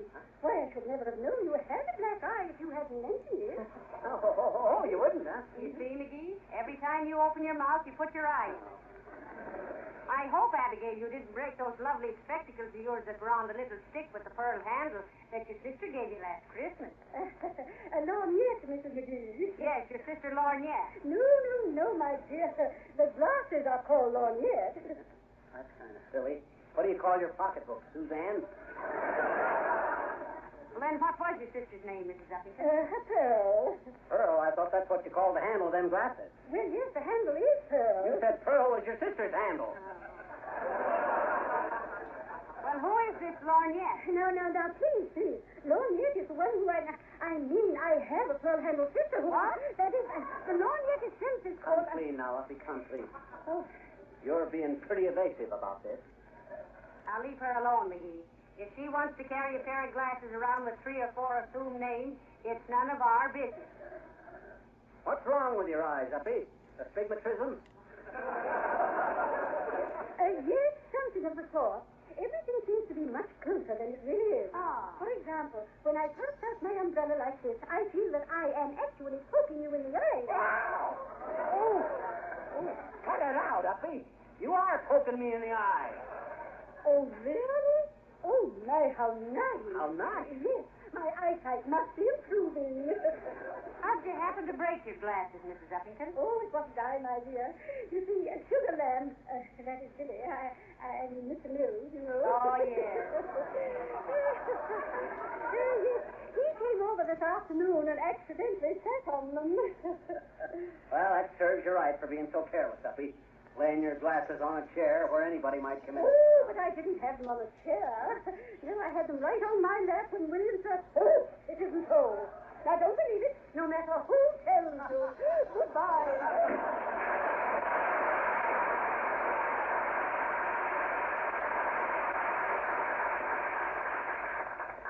Be sure is romantic, ain't she, Molly? I think she has a severe case of orange blossom fever. Orange blossom fever, what's that? Well, it's like hay fever or rose fever, only it starts with a slight itching sensation on the third finger of the left hand, and then it gradually... McGee, I just heard about it. Tell me it isn't so. What isn't so, Mr. Gildersleeve? That somebody gave McGee a black eye. Tell me, McGee. Tell me it isn't so. Okay, it ain't so.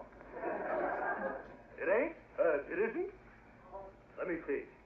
Oh, it is too. This is terrible. Who did it, McGee? Let me at it. Now, take it easy, Rocky. Nobody done it. I bumped into a door.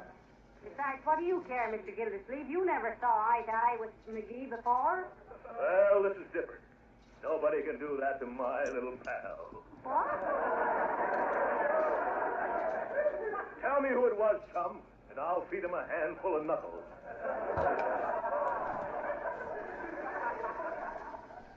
Maybe you didn't hear, Gildy. I bumped into a door. Don't give me that, McGee. I can keep a secret. Come on. I'm bigger than you are. I'll take care of whoever did this dastardly thing. I want you to look upon me, McGee, as a big brother. Oh, no. Well, thank you, Mr. Gildersleeve. That's all right, sister. I mean, Mrs. McGee. Come on, little pal. Tell me who it was. I tell you, Gil, I done it myself. Oh, why doesn't anybody believe me? Well, maybe your story is too true to be good, Billy. Oh, I'm getting tired of this. I'll tell you what I'm going to do. Turn out the lights, Molly. All right. But I don't know what I'm going to go on out and come in that front door and show you just what happened. Now, you stay here and watch. Oh, that little ghost, his name was Blinken. Never got drunk, but he sure got hungry. I don't see I do. Hey, Molly. Hey, Molly, I'm home.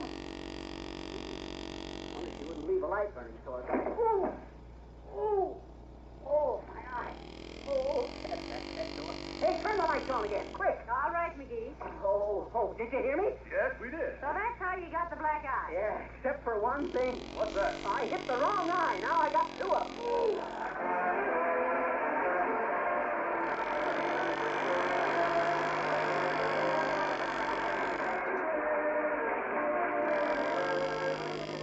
Before Fibber and Molly return, let me remind you to add Johnson's self-polishing glow coat to your shopping list. If you like beautiful floors, if you like to save yourself unnecessary work, you should never be without this modern floor polish by the makers of Johnson's Wax.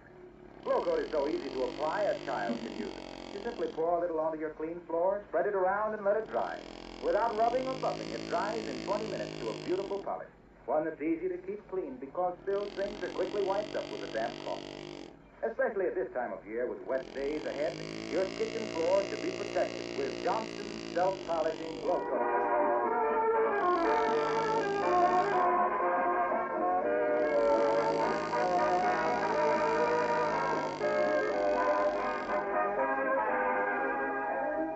Well, I hope you're satisfied, dearie. You certainly proved your story the hard way.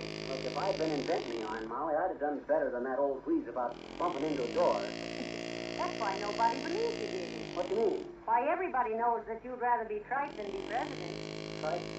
Good night. Good night, all.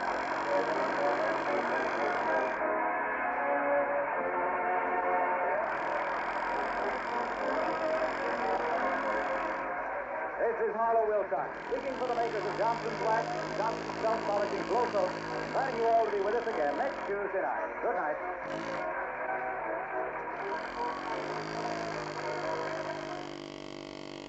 Listen to this letter from an enthusiastic car owner. Quote, believe it or not, last evening after dinner, I cleaned and wax polished the car with Car New and was finished before it got dark. Boy, does that car shine now, unquote. He's writing, of course, about Johnson's Car New, the sensational new auto polish that both cleans and wax polishes your car at the same time in one operation. There's only one way to find out how little work it is to wax polish your car now, and that's to try Car New yourself. Buy it from your dealer, spelled C-A-R-N-U, Johnson's Car New. This is the National Broadcasting Company.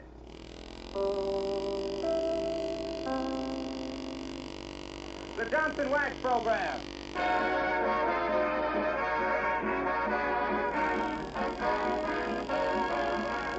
The makers of Johnson's Wax, Johnson's Self-Polishing Blow Coat present Fibber McGee and Molly, written by Don Quinn, with music by the King's Men and Billy Mills Orchestra. The show opens with Why?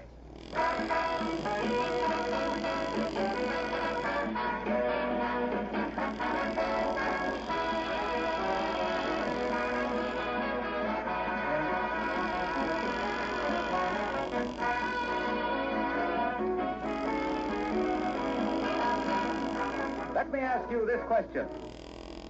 If you're having guests for Thanksgiving, what two things should you do now so you'll be ready to entertain them? Well, of course, one is to order a tender young turkey with all the fixings. That's just about essential. But there's something else that's important, too, especially if you want your friends to carry away a flattering impression of your home. See that your tabletop, sideboard, and chairs, and, of course, your floors, are gleaming with a rich protective coat of genuine Johnson's Wax. Your silver and fine china will look their very best on a wax-polished surface. And what's more, the tough film of Johnson's Wax will protect the finish. It is this double duty, beauty and protection, that makes Johnson's Wax indispensable to the careful housekeeper. Floors take on new beauty with every waxing, and they're the easiest of all floors to maintain. And besides floors, there are more than 100 extra uses for genuine Johnson's Wax. And by the way, you can buy this famous wax in either the familiar paste or liquid form, or in the new cream wax, especially formulated for furniture and woodwork. Buy some tomorrow.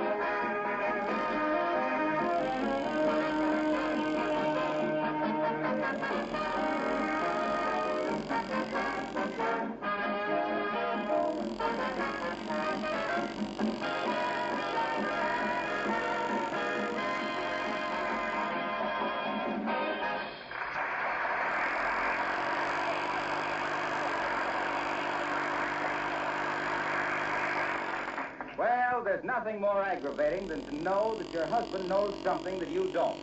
No?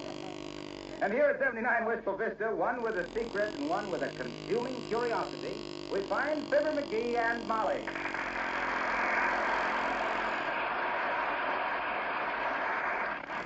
Oh, come on, McGee. What is it? I won't tell. Now, listen. Stop playing hard to get. Oh, okay, here.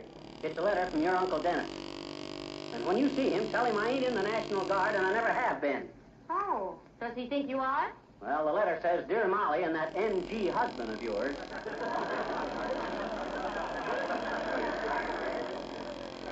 Say, McGee, why didn't you give me this before? Huh? Uncle Dennis wants us to take the train today and visit him for a few days over Thanksgiving. I know. I didn't want to go. Well, why not? Well, in the first place, I haven't got any use for your Uncle Dennis. In the second place, he hasn't got any use for me. In the third place, we hate each other. Well, I like him because he was always so nice to us kids when we were little. Oh, well. He was always sending us down to the corner on an errand and letting us keep the change. I wonder who's running his errands now. And if he's still using that same little tin bucket. It's red, white. Well, you can go if you want to, but I won't. Oh, yes, you will. Now, pack a bag and see what time the train leaves. Go on now, hurry. Ah, what's the rush? My bag's all packed. It is? Yeah. I thought you said you weren't going. Just a routine protest. Yeah. I'm no fool. I knew I couldn't get out of it. Well, then call up and see what time the train leaves. Wait a minute. Maybe he tells us in this letter. He says, you had better leave on the train, which pulls out of Wistful Vista at... What's the next page of this letter, dearie? There's only 2 pages. Well, you only gave me one. I did? Well, shucks, I don't know what I did with the other page. I don't know. I didn't finish reading that letter myself. Oh, McGee, you're so careless. Oh. Look around for it. Oh. Whilst I run upstairs and pack my bag. Well, it's around. But be sure now... Oh, there, McGee. Hello, Mrs. McGee. Hello, Mr. Gildersleeve. Hi, Gildy. What you want? If you're through with my suitcase, I'd like to borrow it for a few days. I'm taking a little trip. Oh. Well, so are we. And McGee's got his things all packed in your suitcase. Well, you'll have to unpack it, McGee. I've got to have that suitcase. You got a lot of nerve, Gildersleeve. Barging in here and upsetting our plans like this. One of these days, I'll get a suitcase of my own, and then you'll be sorry. I won't be sorry. I'll be delighted. I'll be ecstatic. Well, really. Now you know what to do for Mr. Gildersleeve for Christmas, dearie. Buy yourself a suitcase. Come on, McGee. Unpack that bag. I can't, Gildy. Why not? I've already sent it down to the station. Well, all right. You don't mind if I use my suitcase sometime, do you, McGee? Why, shucks, no. Not if you don't mind how it looks. I got it pretty well scratched up. Where'd you say you was going, Gildersleeve? I'm going to a college reunion. Oh, how nice. Yes. I was Princeton 14, you know. Oh, imagine that, Molly. 14 years at Princeton.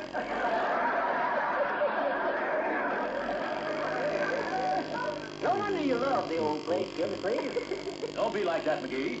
I mean, I graduated in 1914. I was valedictorian. Well, now, that's nothing to be ashamed of. Lots of nice boys work their way through college. Did you get a degree, Mr. Gildersleeve? Oh, yes. Yes, I specialized in English lit. Yeah, so did Uncle Dennis. You ought to hear his English lit. You a sorority man, Gil? Of course not. I was a fraternity man. Oh, you couldn't get in a good sorority then, huh? Sororities are for girls. How could I get in? Did you try? Yes, I did. No!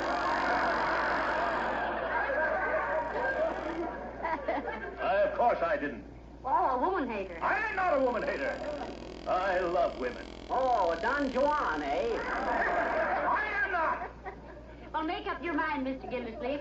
Just what are you? Well, I'm a fraternity. I mean, I'm a man that...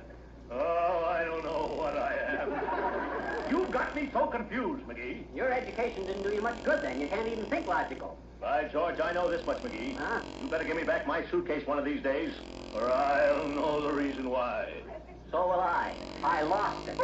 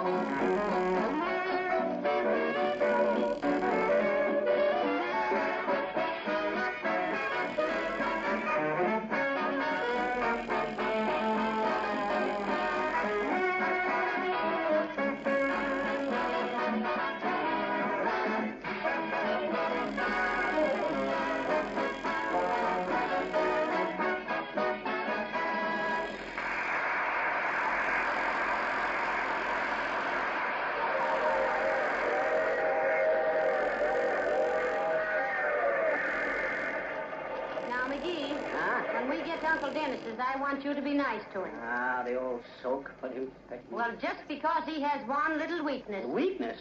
You mean strength? That jughead can carry a bigger load than anybody I ever saw. Why, we... Tickets, please. Oh, hello, Johnny. Hello, sir. Well, for goodness sakes. Hello, Mr. Oldtimer. You the conductor on this steam shovel? You bet, Johnny. That's me. Him there punching every minute. There you are. You kids going somewhere? Well, now, what would be your impression? No, we're not going anyplace, old-timer. We just wanted to go through a few tunnels and see how the other half of the world loves.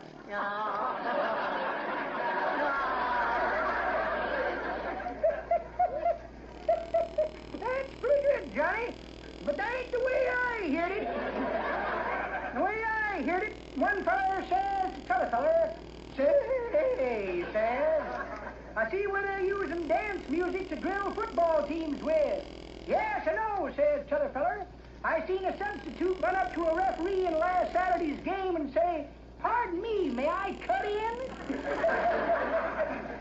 Imagine that, kid. Training football teams to dance music. I can just hear the radio announcer saying, Notre Dame better get busy down there. There's only 2 minuets left to play. I guess that about exhausts the subject. Yeah. And me and you. So long.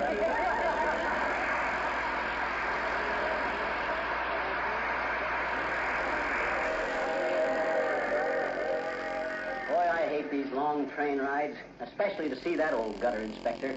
Who? Your Uncle Dennis. Now, look here, McGee. Oh, yeah. You've been saying unkind things about Uncle Dennis all day long. You know what they say about your family. What you mean? They say there were so many black sheep in your family that on Saturday night they didn't bathe them. Huh? They dipped them. Now, that's what I call a dirty allegation. And if I ever meet the alligator that started it... And then the farmer's daughter said, why, I'm the baby.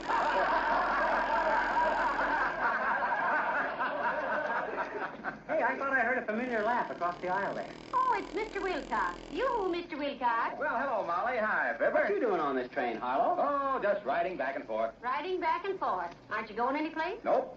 At this point, folks, there should be a sound effect of a faint rustling to indicate Johnson wax dealers all over the country pricking up their ears. Well, if you're not going anyplace, Wilcox, why ride on the train? Well, I'll tell you why. For 6 years now, you've had all the funny stuff on this show. Huh? Do I have any jokes? No. Well, my goodness, Mr. Wilcox. All I ever say is what a wonderful product Johnson's self-polishing blow coat is for floors and linoleum. Well? How it beautifies and protects against dampness, dirt, and wear. Yes? How it's so easy to use because it shines as it dries with no rubbing or buffing. Right. How it saves hours of housework. And so on and so on and so on. Well, so what? It's absolutely true, isn't it? Of course it's true. I mean every word of it. But is it funny? No. It ain't funny, McGee. Well, now, listen, Mr. Wilcox, how on earth will riding on trains help you? Why, I can mix with all the traveling salesmen and learn a lot of funny stories. That's how. Ah. Look, Mr. Wilcox, the stories you'll hear from traveling salesmen will only have one effect on your status with this show. What's that? You'll be traveling, salesman. Oh, all right. Gee whiz. Here I try to improve myself, to make something of myself. And where do I get? Off at the next station. So long, folks.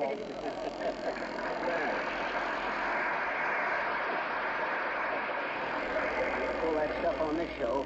This is a family show. This is sure a healthy country we're going through, Molly. Yes. We just passed the grave of a real old man. The stone says he was 121. Really? What was his name? Miles from Chicago.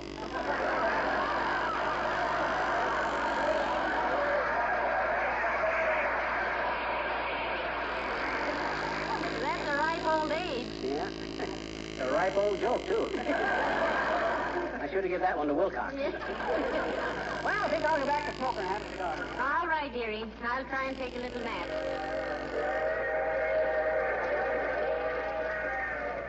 Oh, how do you do, Mrs. McGee? Why, hello, Mrs. Uppington. Won't you sit down? Thank you, no, my dear. I'm too excited, really. Oh, what about Mrs. Uppington? Well, now, this is strictly confidential, Mrs. McGee. Yes. Not a word to Miss McGee, you know. All right, I promise. Well, I'm going to a downstate nursery. I'm thinking of adopting a baby. No, not a baby. Yes, a baby. Ah. But remember now, not a word to anyone. Oh, here comes Mr. McGee. I shall be back in a few moments, my dear. Well, hey, didn't I just see Uppy here? Where's she going? Well, it's confidential, Huh? but well, she won first prize at the state fair for a patchwork quilt she made, and she's going down to collect the prize. Oh, Oh, back again, Mrs. Uppington? Yes, Oh, how do you do? Oh, hi, Uppy. I'm so excited I had to get a drink of water. Well, I don't blame you, Uppy. So, you finally hit the jackpot, eh?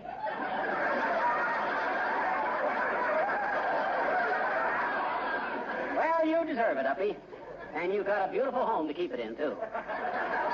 Now, Mrs. McGee, I thought you promised me you wouldn't tell. I didn't tell Mrs. Uppington. He doesn't know what he's talking about. Why all the secrecy?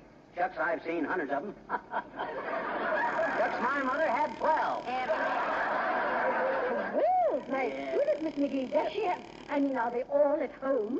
Oh, I suppose so. They've been laying around the house there for years. Chuck's mama was always saving up little three-cornered pieces of cloth for him.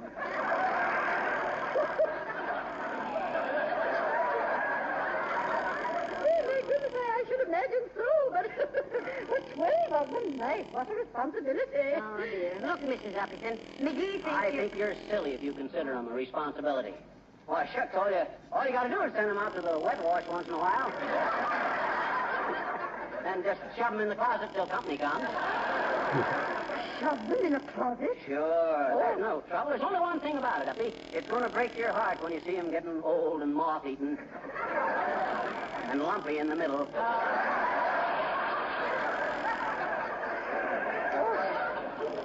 Well, of course, Miss McGee, I'm so new at this sort of thing. I can only say that I hope as the years go by that it will look more and more like me. You do, eh? You're a hot sketch, Uppy. And I'm sure it will, if only around the edges. I can hardly wait to see it, but I suppose you'll have it hanging out the window one of these days for an airing. Why, Mr. McGee, what a cruel, heartless, callous sort of man. Huh? Well, I'm certainly glad that you're not his father. Goodbye.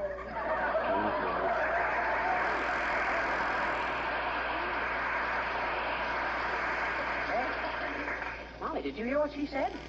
How could anybody be the father of a patchwork quilt? Well, why not? Huh? Robert Fulton was the father of the steamboat. Hello there, my dear, and a happy Thanksgiving to you, my grim little my little pilgrim. Hello, Mr. Boomer. Well, if it ain't the Secretary of the Ulterior, Horatio K. Larceny. What are you up to, my fine feathered jailbird? Those are harsh words, Poison Pan, and I'm cut to the quick. Fortunately, I have a very slow quick.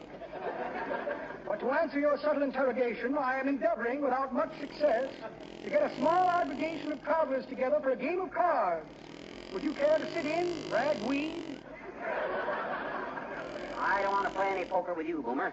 And that deck of cards you carry around with you has got 52 jokers in it. Say not so, say not so. It's true. I have here a deck of cards with a government seal still intact. Now, where I put that deck of cards? Deck of cards. I had them here a moment ago. Here's a letter from my father. Poor old Dad, having trouble with his hearing. Oh. I told him that lawyer was no good. Here's an article about my friend, Fu Yong, who's running for mayor of Chinatown. Unfortunate fellow. Every time he gets up to make a speech, they egg Fu Yong.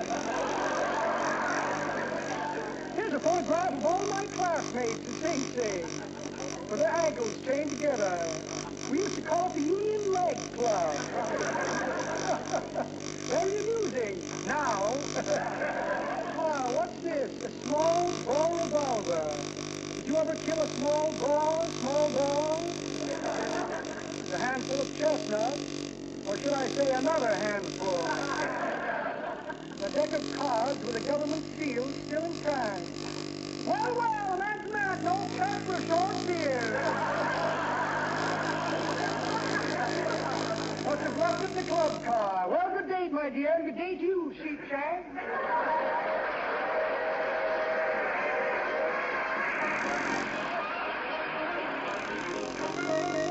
The King's Men sing Easy Go Slim from the Paramount picture The Roundup. 1, 2, 3. We had in our outfit a gentle cowhand, as pleasant and kindly and meek as a lamb. When trouble was brewing, it never touched him, and that's why we nicknamed him Easy Go Slim. Now, up in my mind on a Saturday night, how down at Joe's barroom they stir up a fight. But fighting and shooting made Easy Go style. He'd answer them all with a 10-gallon smile. But once when we went out to round up the strain, it rained without stopping for 41 days. And Slim caught the sniffles, he shivered and froze. Old Easy Go Slim had a cold in his nose. He sniffled and snuffled all over the place. He whooped and he coughed and got blue in the face. He ached in the withers, had pains in his head, but he kept on riding, though feeling half dead. Now, one of the hands got a little bit drunk and figured he'd try to test these Negroes' funk. But as you'll be hearing, he tried the wrong tack, for he gave old Slim a big whack on the back. Then, bang went a six-gun and down the drunk fell, in even less time than it takes me to tell. And there on the trail he was laying out dead, all salted and peppered with easy goes lead. Well, that is my story of trouble and pain, of riding for 41 days in the rain. And this is the moral we clearly expose. Don't bother the bad with the code. It is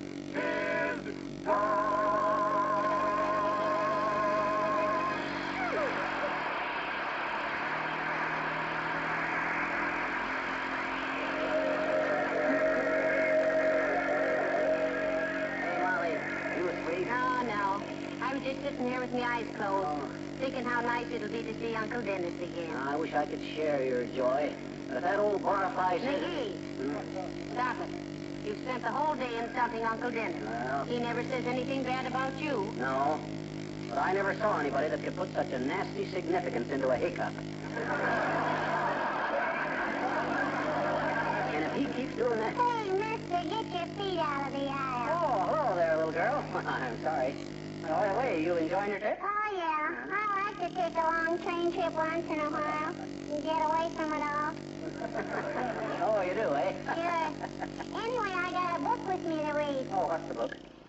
Aesop's Fable. Oh. See, there's some awful dumb stories in it, too. Such as which, sis? Well, the fox and the tomatoes, for instance. You mean the fox and the gray apes? No, I made it tomatoes so the fox could reach him easier. Oh. He was awful hungry, you know. Well, that's a very humanitarian thought, sis. And I think that with proper consideration for the factors involved, you'll detect a very sound psychological basis for the plot. Well, gee, I can't do that again.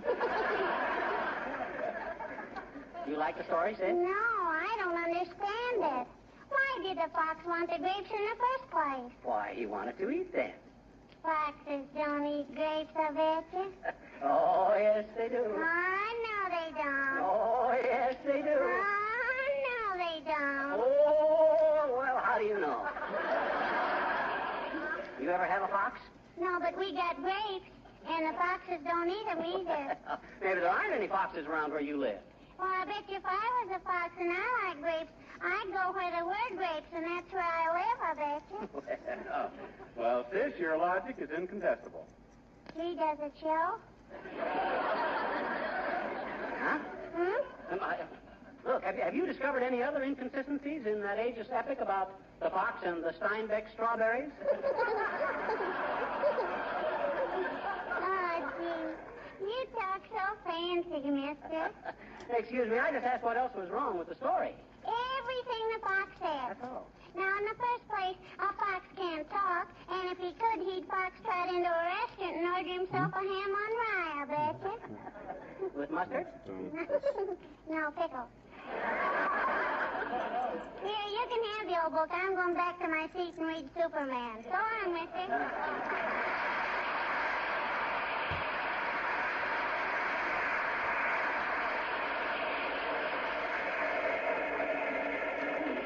Hey, Molly, we're slowing down. We must be coming in. Oh, fine. Get the suitcases down, dearie. I hope Uncle Dennis is waiting at the station for us. Here we are. Here, anywhere in the city. Taxi, mister? Oh, thanks, Bud. Where do we catch a streetcar, Molly? We don't have to. He lives right next door to the station.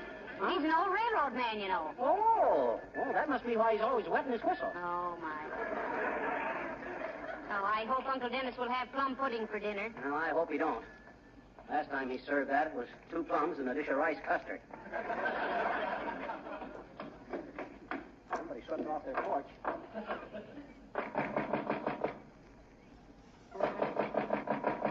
Wonder he couldn't install a doorbell. Costs a few cents a year to run a doorbell. You can get new skin on your knuckles for nothing. I wonder where... Maybe we missed him at the station. I wouldn't miss him at the station or anywhere else. And this is a dirty trick, inviting us down here and then forgetting... Well, as long as we're relatives and are invited, dearie, see if we can get the window open. We should have brung Boomer. Let's see, what can I pry that window open? Oh, here's my pocket comb. Hey, what's this? Oh, look, Molly, here's the other page of Uncle Dennis's letter. I had it in my pocket all the time. Well, give it here. Let me read it whilst you open the window. Okay, now let's see. Maybe there's a basement window open here. McGee, look. What's the matter? Oh, dear. Huh? Listen to this letter you've been carrying all day. Huh? He says, on second thought, I've got a better idea. I'm coming to spend a few days with you. Oh, sure.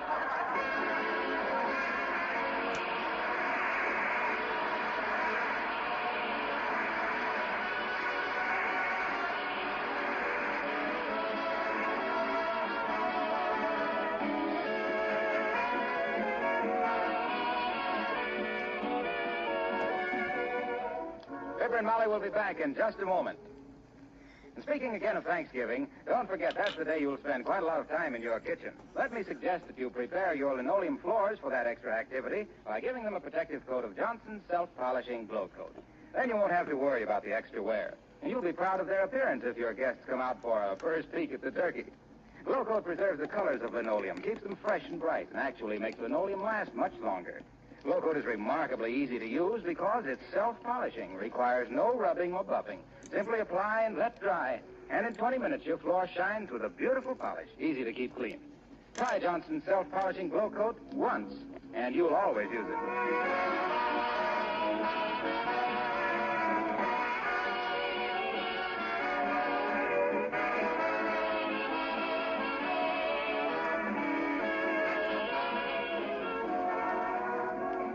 Ladies and gentlemen, the American Red Cross is holding its annual roll call this month, and all of us should join. That's right.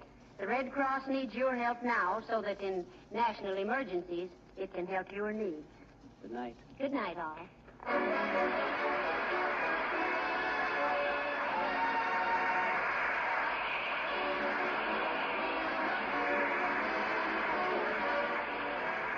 This is Harlow Wilcox, speaking for the makers of Johnson's Wax and Johnson's Self-Polishing Glow Coat, inviting you all to be with us again next Tuesday night. Good night. Makes a hard job easy. That's what many thousands of car owners are saying about Car New, Johnson's sensational new auto polish. Why is Car New sensational? Because it both cleans and wax polishes your car in one easy operation in half the time these jobs used to take. And the cost of Johnson's Car New is very low. Try it yourself. Get your car ready for winter by giving it a Car New beauty treatment. And you'll say with the other car owners, your car looks like new when you use Car New. This is the National Broadcasting Company. Used car shit.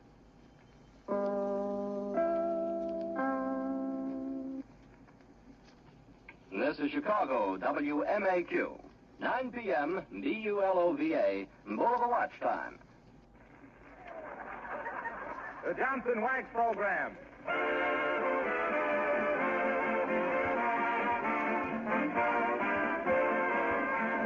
The makers of Johnson's Wax and Johnson's Self-Polishing Glow Coat present Fibber McGee and Molly, written by Don Quinn, with music by the King's Men and Billy Mills Orchestra. The show opens with Don't Hold Everything.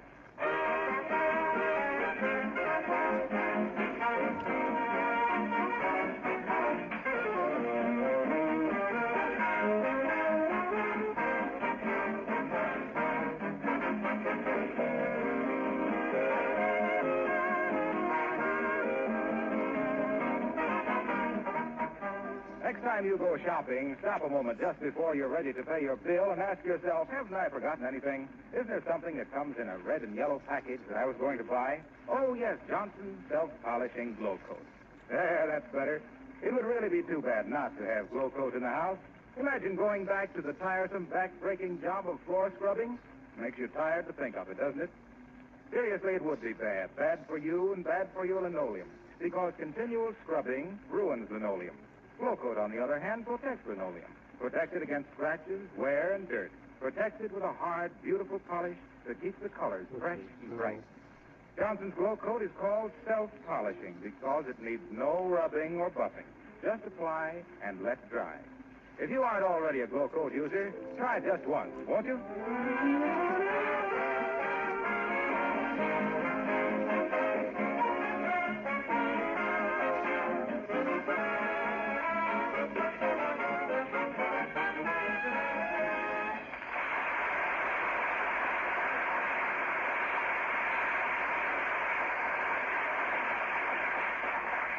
If you'll remember, last week, Fibber and Molly took the train down to visit Uncle Dennis, only to find that Uncle Dennis had taken the train up to see them. Oh, you don't remember that? Well, then, it's a good thing I told you, because here, just opening the front door of 79 Wistful Vista after a week away from home, we find Fibber McGee and Molly.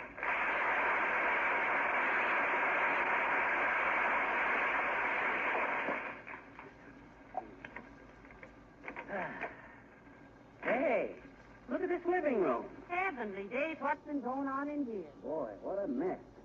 Cigar butts, poker chips, empty glasses, dirty dishes, cold bucket tipped over, and a half a sandwich here. Look. Hey, do you suppose there's been a tramp in here? Let me see that sandwich. Huh? Aha. Rye bread, liver sausage, Bermuda onions, peanut butter, sardines, and grape jelly. What, no whipped cream? McGee, there's only one person in the world who would concoct a sandwich like that. Molly, you mean... Yes. Uncle Dennis has been here. Oh. Well, why did he have to leave the place in such a mess as this? don't know. Look at it. Looks like the tank corps held a dance in here and forgot to get out of their tank. Didn't he ever live in a house before? Oh, now take it easy, dearie. Take it easy. I will admit Uncle Dennis gets a little primitive sometimes. After all, he's part Indian, you know. Yeah, I know. You can tell by those high hip bones. You mean high cheekbones? When I get through kicking him around, his hip bones will be higher than his cheekbones. That big so-and-so's been hanging around here. We won't have a friend left in the whole neighborhood, Molly. Oh, now, McGee, you take Uncle Dennis too seriously. Personally, I'm very fond of him. And now, don't forget, he gave me away when we were married. Molly, I don't want to bust any illusion for you, but he didn't give you away. He sold you. What do you mean he sold me? He waited till the organ started to play and then says to me he wouldn't go through with it unless I loaned him $25. Shucks, I didn't want to spoil the wedding, so I see. So you paid him the 25, huh? Well, no, I didn't. I finally got him down to $9. And I must say, Molly, I never regretted it. Well, thank you, dearie. I'm always glad when one of your business ventures turns out well. Now, come on, help me get this house straightened out. Okay. I'll answer the phone. You straighten these chairs and things around. 79 Wistful Vista, Molly McGee speaking. Who? Oh, no, Mr. Dennis Driscoll is no longer here. Thank goodness. No, he left town. Good. What's that? No, never mind. Just cancel the order. Cancel the order? Who was that? Oh, some florist, I guess. Oh. He wanted to know if Uncle Dennis wanted his usual 4 roses sent over today.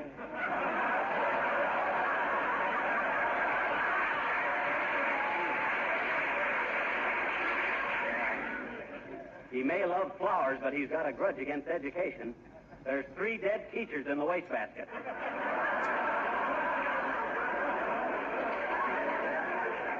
We got 5 days' work getting this house in order again, and 2 years making friends again with the neighbors. Oh, Uncle Dennis. Uncle Dennis. Hi, Uncle Dennis. Oh, you can't fool me. You're not Uncle Dennis. Thanks, sis. I never had a finer compliment. Well, what'd you want with the old coot? He is not an old coop. He's a nice man. He told me some dandy stories. Oh. Only he didn't finish the last one. Oh. What story was he telling you? Jack and the Beanstalk. Jack and the Beanstalk? Mm-hmm. You mean you never heard that feeble old fable before? Oh, sure I did. But not like Uncle Dennis tells it, I betcha. See, he's super. Oh, he is, eh? Mm-hmm. Well, let's have a sample of his literary virtuosity. All righty. I says, how did he tell about Jack and the Beanstalk? Well, Uncle Dennis said that once upon a time there was a young punk named Jack. Ooh. And he and his old lady were practically down to their last box stop. Yeah, and then the old girl came through with a nifty to get him out from under the FHA. That sure sounds like Uncle Dennis. I'd recognize the sheer beauty of that prose anyplace. Sorry. Go on with the narrative. Hmm? I says, go on. Proceed. I can't. He didn't tell me the rest. Oh. Can you? Can you please, mister? Well, I don't know if I can approach Uncle Dennis's flashy style, but I'll take a whirl at it. Okay. Go on. Gee, that'll be fun. Yeah, well, as I remember, Jack sold the cow for a handful of Boston caviar. Beans to you, sis. Beans to you, too, mister. Well, sir, his old lady was so burned up she threw the beans out the window. They grew up to the stratosphere overnight. Jack shinnied up the stalk, knocked off a giant, and came home with enough gold to make Fort Knox look like a penny arcade. And so they lived solidly ever after and all stuff like that there. Well, what's the matter? Oh, it's okay, mister, but I don't know. Uncle Dennis gets a lot more personality into it, I bet you. Oh, he does he? Well, I'm getting tired of hearing that guy's name. And if I never see his face again, that'll be all right, too. What's the matter with his... I just don't know. If I had a face like his, I wouldn't show it. Yeah, and he said if he had a show like yours, he couldn't face it.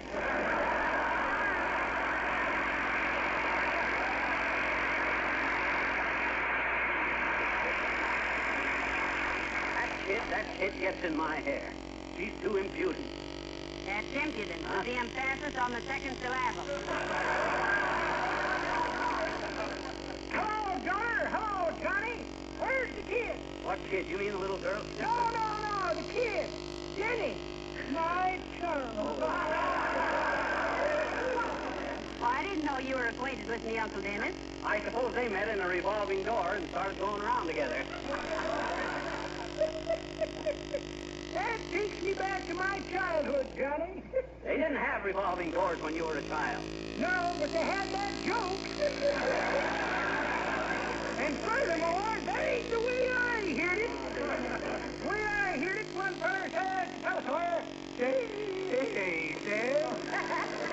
See where the territory of Hawaii voted to become our 49th state. That's who, says t'other feller. Pretty close contest? No, says the first feller. Them hula girls knew they could swing it.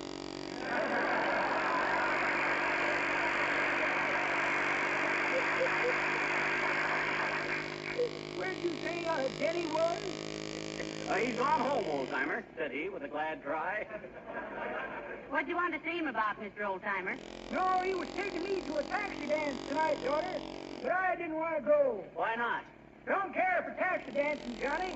Tried it once and kept getting my hip pockets caught in the door handle. Well, give the kid my regards.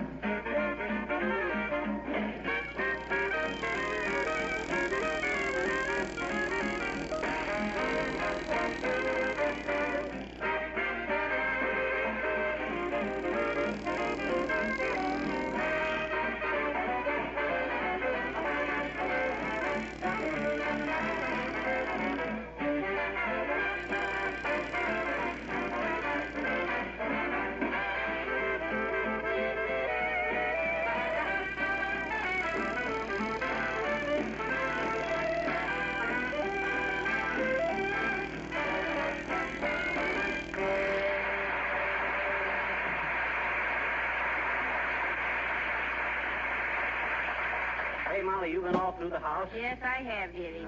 And do you know what dear old Uncle Dennis did? Oh. He took the rubber plant out of the dining room and put it in the bed and covered it up. He loves plants and flowers, you know. That wasn't love, that was sympathy. He saw they were potted, too. If he ever comes around here. Oh, for goodness sakes now, just because he upset the house a little is no... Upset the house? He just about ruined the place. Wore all my clothes and smoked all my cigars. Upset all... Hello, Fibber. Hello, Molly. Hey, Denny, are you here? Hey, what is this? Does everybody know Uncle that... Dennis has left, Mr. Wilcox. What did you want to see him about? Well, he and I were working out some advertising slogans. He'd have made a great advertising man. He'd have made a great advertising man. Sick. What golden-haired little brain children did he leave on your doorstep, Wilcox? Well, you know how Johnson's wax is the best possible treatment for floors and woodwork because it positively protects against dust and wear and seals the pores of the wood against dirt and dampness. Yes, we know that. We listen to you every Tuesday night, Mr. Wilcox. Did Uncle Dennis come through with a walloping war cry on our wonderful wax, Wilcox? Did he? Listen to this slogan. Yes? It was the night before Christmas, and all through the house, Johnson's wax had been used. Why don't you try it? Well, don't you like it? Well, it seems to lack something, Mr. Wilcox. Sense, I think. Well, all right, how about this one? Little Jack Horner sat in a corner eating his Christmas pie. He stuck in his thumb and pulled out a plum and said, "This is a messy way to eat, but thank goodness the table is protected with Johnson's wax." Well, now, that's much better. No, they're too long, Harlow. They ought to be brief like this. A piece of furniture polished with Johnson wax will reflect your good judgment. Say, that's wonderful. That's terrific. Yeah. Will reflect your good judgment. Oh, marvelous. I'm going to send that in to Racine right away. I'll see you later, folks. Oh, no. Hey, that's not a bad slogan I got there, Molly. I thought so, too. Yeah. It's the first time I read it on a Johnson wax folder. Oh. Now, come on. Come on, help me straighten up this room. Okay, I'll get the vacuum cleaner and you... I'll get it. Hello? Huh? What do you mean you're ready with Mr. Driscoll's call to Singapore? What? Well, who on earth does Uncle Dennis know in Singapore? I don't know, but I hope it ain't Frank Buck for obvious reasons. Hello, operator. Cancel that call. The party don't live here anymore. And he didn't have any right to use this phone in the first... Huh? Oh, is that you, Mert? How's every little thing, Mert? It is, eh? What's say, Mert? Your little brother. Knocked him down and jumped on his face, huh? Oh, who did that to Mert's sweet little brother? Nobody. Mert's sweet little brother done it to a snowman they made yesterday. What's say, Mert? No, cancel the call. Okay, Mert. Imagine the nerve of Uncle Dennis using our telephone to call. Oh, who's that? Uh-oh, who would it be? It's Mrs. Uppington, the despair of the cosmetic industry. Ah, yes. East is east, and Westmore is Westmore, and never the twain shall meet. Come in. Oh, how do you do, Mr. McGee? And Mr. McGee. Hi, Uppy. My goodness, I didn't know you would return home. You didn't? Well, then why did you stop in? Oh, I just wanted to see Dennis about, that is, Uncle Dennis, you mean? So, you met him too, eh? Dust off a chair, Molly. I think our social standing wants to sit down. Oh, your Uncle Dennis, Mrs. McGee, is an utterly charming man. Oh. Such verve, such savoir-faire, such joie de vivre. Such language. You must have learned your French from a phonograph record, Uppy. It scratches a little. Oh, indeed. Well, I should know better than to use such esoteric terms with you. What? You're so... Oh, what shall I say? What's the matter with goodbye? Now, don't be rude, dearie. Are you inferring, Mrs. Uppington, that McGee and I are inclined to be a bit knave? Oh. The word is naive, my dear. But getting back to your Uncle Dennis, I think he's a perfectly fascinating person. Oh, yeah. Everybody seems to rave about him.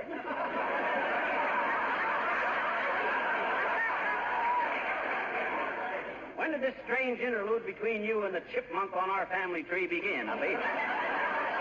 Oh, in the strangest and most romantic way, Miss McGee. Oh. I was attempting to cross 14th and Oak Street in the rain when suddenly dear Denny just shot out of Joe's tavern. And then he lay his coat down in the muddy street for me to step on. Oh, no. Yes. Why, the dear boy was in such a hurry, he didn't even take the coat off before he laid it in the gutter. Heavenly day. Hey, wasn't that just too fantastic? Oh, not for Uncle Dennis. Oh, it was such a lovely, charming thing to do. You know, I felt just like a queen. Yeah, and I imagine Uncle Dennis felt like an ace.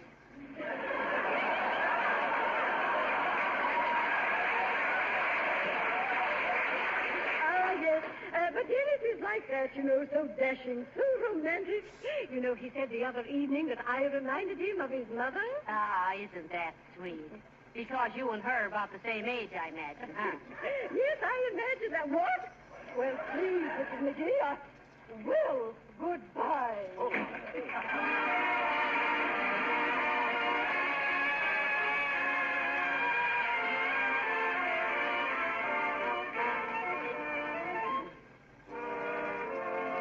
The King's Men sing Moonglow. Sometimes I wonder if it's true.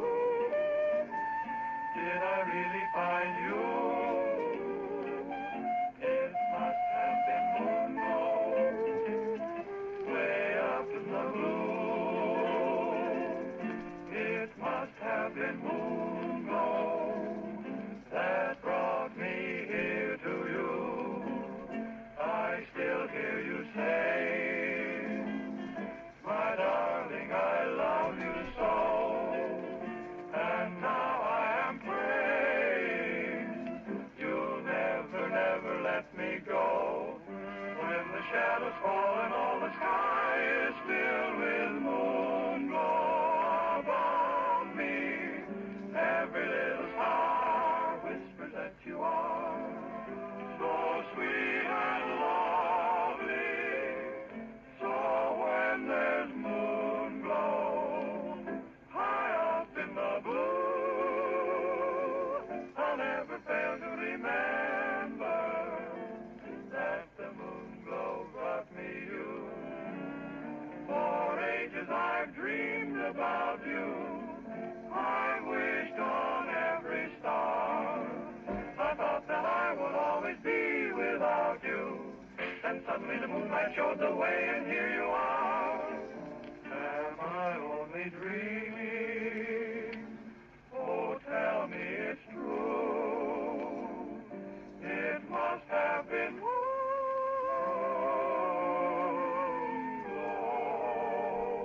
deep in the blue sky. And now at last it brought me here, my dear, to you.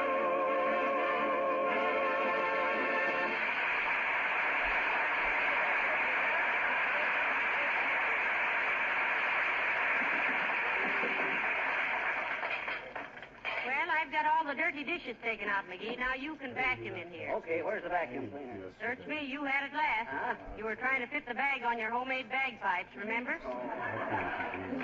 Ah, there. Good day, my dear. And a moderately good day to you, Clambake. Mr. Boomer, how do you do, I'm sure? What's on your mind, Boomer? I'd like to have a few words with a visiting relative, Prune Pit.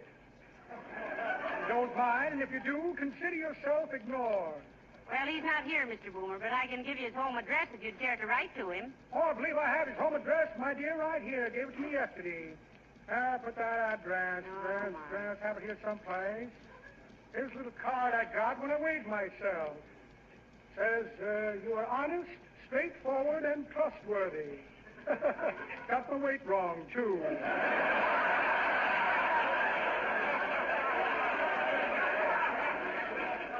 Here's a little Chinese puzzle I filched from a puzzled little Chinese. Here's a short length of clothesline. Had an appointment with a night watchman tonight, but I'm afraid he's going to be tied up. Yes, yes. Here's a platinum ankle bracelet. Just jokes So she thought I was just pulling her leg, did she? And a check for a short buttermilk. And then come back after he That dies. might die it anyway. Well, imagine that. No access to Uncle Dennis.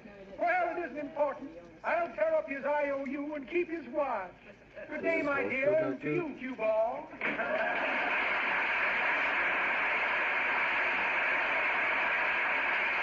Well, Uncle Dennis seems to be very popular with everybody. Yeah, he's a great guy till you get to know him. Now, listen, you better be careful what you say about him, dearie. He might remember us in his will. His will? The only thing that mug will ever leave behind him is a general feeling of relief. Now, if he ever saved a nickel... Oh, there, Mr. McGee. Hello, Fibber. Hello, Mr. Gildersleeve. Where's Denny? Oh. Another beautiful friendship has busted into bloom. If you mean the Uncle Dennis, Mr. Gildersleeve, he's gone home. Oh, that's too bad. Charming fellow, your Uncle Dennis. Great zest for living. Ah, yes. He loves life. He'd love it more if he knew how little he had left. When I get a hold of that ham-handed hoodlum... Oh, now, McGee, let bygones be bygones. I'm glad you like Uncle Dennis, Mr. Gildersleeve. Oh, he's a great fellow. Lots of character. He's got character enough for 12 people, none of whom you'd care to know personally. Yeah. Did you give him the keys to our house, Gildersleeve? Yes, I did. And I'm glad it gave me the opportunity of meeting such a wonderful personality. We ate great times together going swimming. What? Swimming at this time of the year? Yes, we used the pool in your basement. What are you talking about? We haven't got a swimming pool in our basement. Have you looked lately?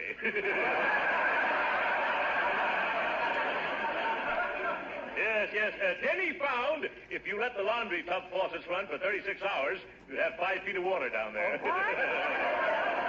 We dove off the top of your furnace. That does it. Now I know where to pin the blame. You're responsible for all this damage, Gildersleeve, and I'm going to sue you. Yes, that's so. Yes. That's a lot of balloon juice, McGee, and you know it. Oh, yeah? You can laugh now, Gildersleeve, but wait till I get you into court. They'll fry you in your own pat. You're a hard man, McGee. And you can't scare me. Oh, for goodness sake, stop it, both of you. You beat around the bush like a couple of cranberry pickers. Well, he can't talk like that to me, Mrs. McGee. I'll pin his ears so far back, he can hear last week's program. Oh! Not that. You make one feeble pass at me, Gildersleeve. You make one pass at me, and I'll hammer you flatter than a hillbilly soprano. Why, you anemic little squirt. You couldn't punch your way out of a wet paper bag. I can punch my way into one, you wet paper bag. Now, listen, what's all this murderous talk? You know very well, McGee, that you and Mr. Gildersleeve will never fight. Oh, no? No. I'm afraid you're in no condition for it, McGee. Don't worry about my condition, Gildersleeve. I'm always in condition. Why, I used to box with my pappy. And when I was only 13, I could slap him all around the ring. Slap Pappy McGee, I was known as. Slap Pappy McGee, the speedy, spunky scrapper of the squared circle, slug and star of the Scuffle Stadiums who celebrated Fox sold out solid sections of seats at Stags and Smokers, sneering at second string stumble bums silly enough to seek a set two with the sensation of the century, the Superman of slug and slam. Oh, you leaving, Rocky? Yes, I am.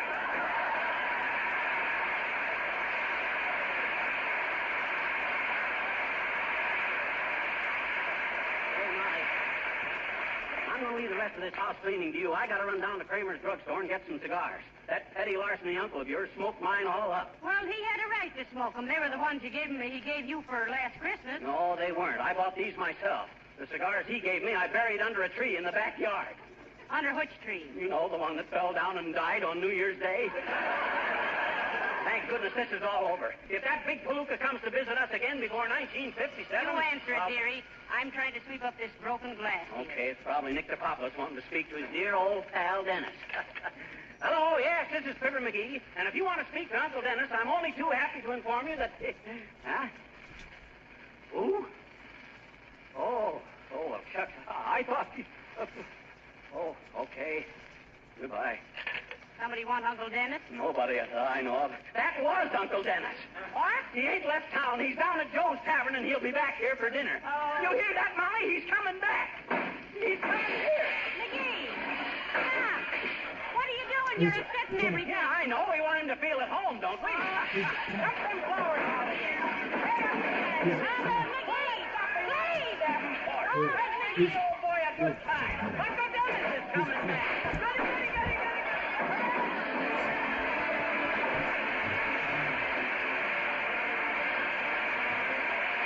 Don't you wish that your linoleum could always stay as bright and colorful as the day you bought it?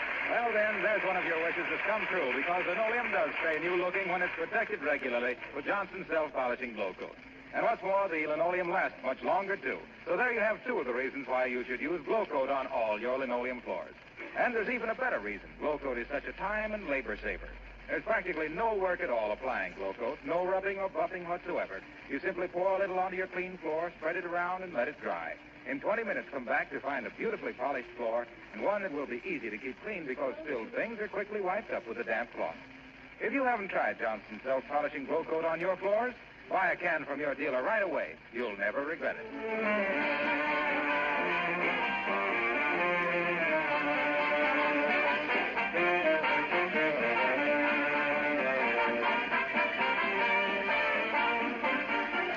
Now, look, dearie.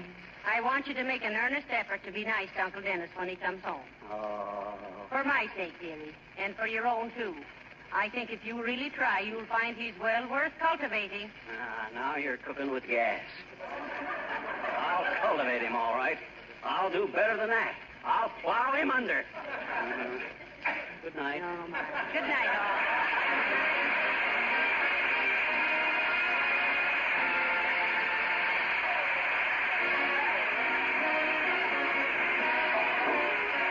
This is Marlowe Wilcox, speaking for the makers of Johnson's Wax and Johnson's Self-Polishing Glow Coat, inviting you to be with us again next Tuesday night. Good night.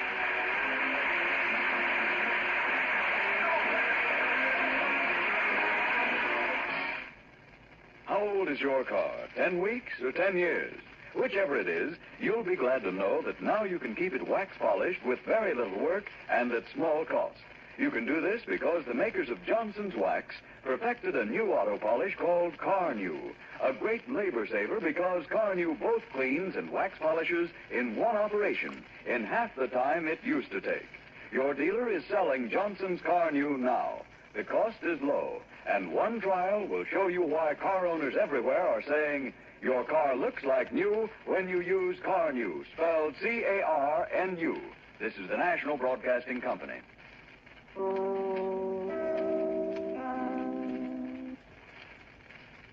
This is Chicago, WMAQ, 9 p.m., B-U-L-O-V-A, Bull of a Watch Time. See the Bull of a Banker, 2475, WMAQ. The Johnson Wax Program.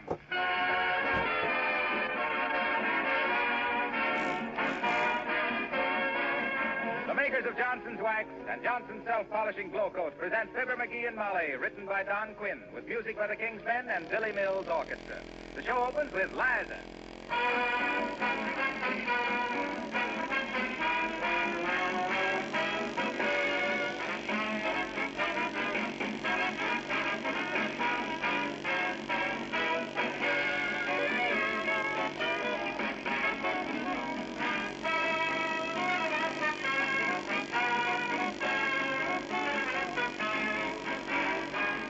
Haven't you often noticed how important floors are in the appearance of a home?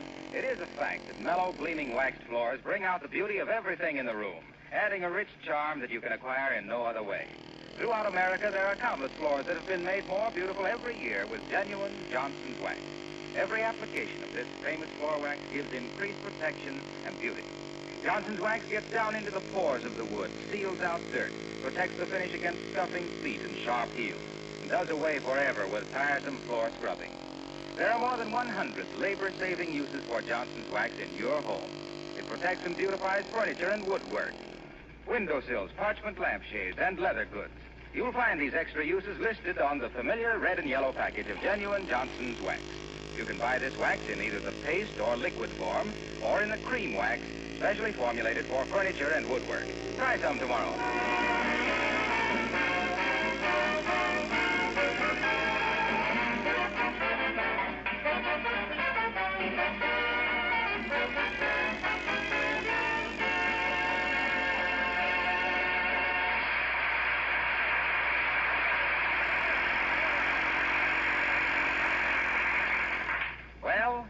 National Apple Week has come and gone. So is National Donut Week. Do you know what this is? This is National Gee Whiz, we positively gotta make out that Christmas shopping list today for sure week. And here at 79 Wistful Vista, pens in hand, wrinkles in brow, and no ideas in mind, we find Fibber McGee and Molly.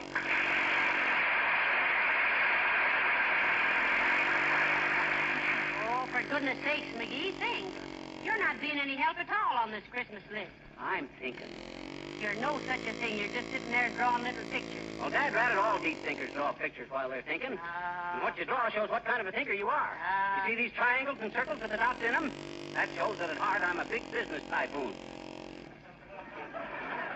You mean tycoon? Tycoon was a ball player with Detroit. That was Ty Cobb, dearie. Well, then what's a typhoon? It's a disease. My sister had typhoon and all her hair came out. That's typhoid. Come to think of it, a typhoon is a big wind. Something like a Toronto. Oh, so that scribbling of yours proves you're just a big wind, huh? Oh, there's Mrs. Uppington. The slice of lemon in the social finger bowl. To see her standing there with her head so high, you'd think she only had one chin. Come in. Don't think she won't. Ah, how do you do, Mrs. McGee? And Mr. McGee. Oh, I'm so glad you're at home. Would you care to take a few tickets on our club woman's raffle? Oh, you're raffling off a club woman? No, thanks, Uppy. I wouldn't know what to do with her if I won. Now, please, Mr. McGee. Ah, stop it, you big T. Oh, well, What's the raffle for, Mrs. Uppington? Oh, for a very worthy cause, my dear. We're going to present the city with a new statue. Oh, a statue of who? We'll think of somebody. And now, how many chances will you take? Well, how much are the tickets, Abigail? 15 cents. And the first prize is a large sum in cash. Okay, I'll take one. Oh, so will I. Here's a quarter, Mrs. Uppington. Here's a half a buck. You got change, Uppy? Well, no, I haven't, Mr. McGee. Now, let me see. I owe Mr. McGee 10 cents and you 35 cents. That's 45 cents that I owe you both. Oh, here, I have a dollar bill. Have you got 55 cents roll in change? No. Me either. But I got another $50. Oh, well, you let me take that. Then I think I can work it out. Now, let me see. I owe you 55 cents. $1.05 with that other half I gave you. Well, yeah. Well, why don't you deduct the tickets, which is 30 cents from the half a buck I gave you, and... Oh, no, you can't do that. Well, why don't you take the quarter and... Oh, that won't... I tell you, how about No. Oh, I know. Now, here, you take this $50, and I... Oh, no, that's wrong, isn't it? Now, let me see. How much have I here? $1.25, and we owe you 30 cents. Yes, exactly. 30 cents from $1.25 is 95 cents. Now, has anyone a nickel? Here's a nickel. Oh, splendid. And here's $1. Huh? And here are your 2 tickets. Oh, and thanks. thank you so much. Goodbye.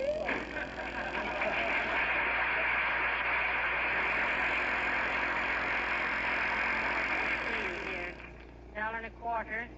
2 tickets for 15 cents. $1.35. Let's see, I gave her a half a buck.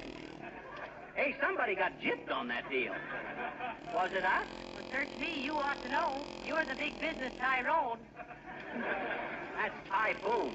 It is not. A typhoon is a bottle that squirts soda water. That's a siphon. Siphons are snakes. Well, then what's a python? A python is a snake that looks like... Gildersleeve. Hello there, Mr. McGee. Hello, Fibber. Hi, Bucky. Say, do you mind if I borrow my coal shovel? Why, certainly not, Mr. Gildersleeve. You can borrow your coal shovel any time you want. Yeah, but don't forget to bring it back, Gildy. Last time you borrowed your coal shovel, you kept it sitting there 2 weeks. I'm awfully sorry about that, McGee. I paid a lot of money for that coal shovel, and, well, I like to take a look at it now and then. What you want it for? What did you want it for, Mr. Gildersleeve? Well, I wasn't home this morning, and when they delivered my 5 tons of coal, the driver dumped it right on my front lawn. Oh, that's too bad. Yes. I called the coal company, and they said one of the neighbors told them to dump it there. If I ever lay my hands on the long-nosed, interfering, meddlesome fool... Now, wait a minute, Gildersleeve. Be careful what you say about me. So it was you, was it? Was I? McGee, you ruined my lawn. I've got to shovel 5 tons of coal into the basement. Well, And by George, you're going to help me. who, me? Yes, you. Gildersleeve, if you ain't the most brazen, high-handed linthead I ever saw. Here I do you a favor by telling the coal men where to put the coal, and then you come barging in here and asking for your coal shovel to put the coal in the basement and demand that I help. Well, that's un-American. I'd refuse to do it, dearie. He can't force you. No. Oh, I can't, eh? No. I'll drag him out there by the scruff of the neck. Who'll drag who out by what scruff of whose neck? You lay one pinky on me, Gildersleeve, and I'll push your chest back up where it used to be. That's pretty cool, actually. You will, eh? Why, you little upstart. I'll shake you till your eyes roll around like a pinball game. Oh, yeah. You big muscle-bound muscle-bound moose.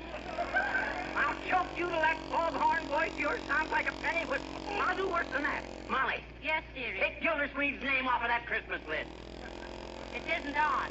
Well, write it on and then scratch it off again. I'll just give somebody else that Daisy air rifle. You're a hard man, McGee.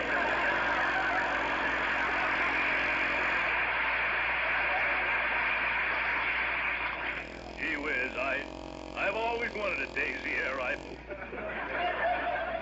I'll bet you don't know what I was going to give you. What? I won't tell. Oh, come on, I told you. Well, but you're not going to do it. You're mad at me. I ain't mad at you, Gil. Honest. What do you want to give me? Well...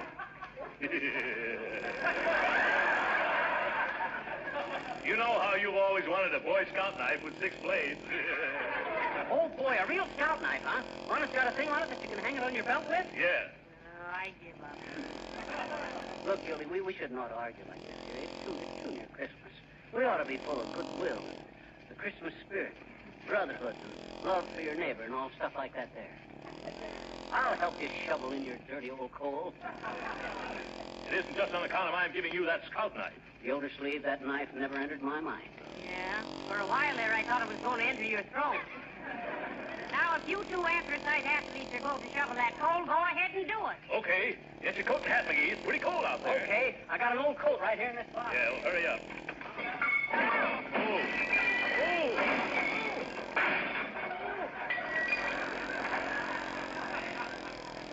Gotta straighten up that closet one of these days. Come on, Gilda.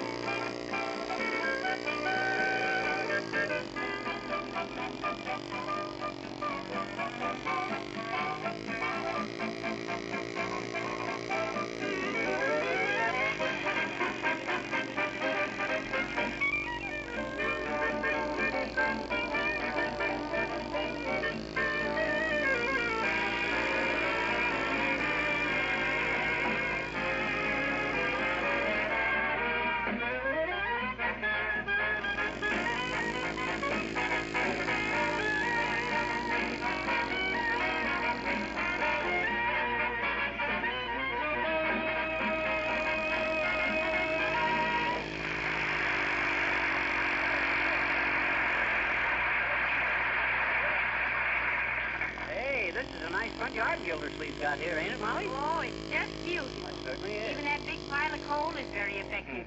Contrasted with the white snow and all. Hey, what are you two talking about? You've seen my front yard 1,000 times. Pipe down, Gildersleeve. We're planting the seed. Oh. Excuse me. Well, get to work, boys.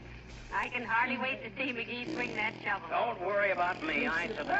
hello there, kid. Oh, hi, old timer. Hello there, old Some timer. plum pudding for the holidays. Best you ever had. Make it myself. Will it keep?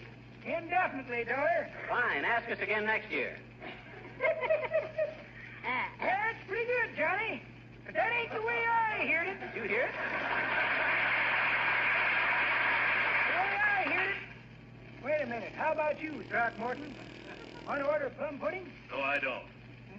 Good, huh?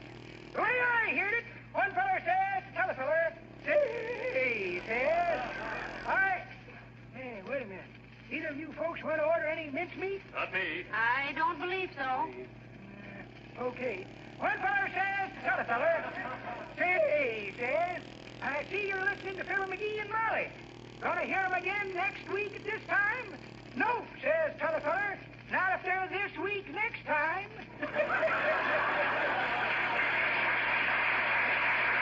Well, sorry you kids don't want any plum pudding.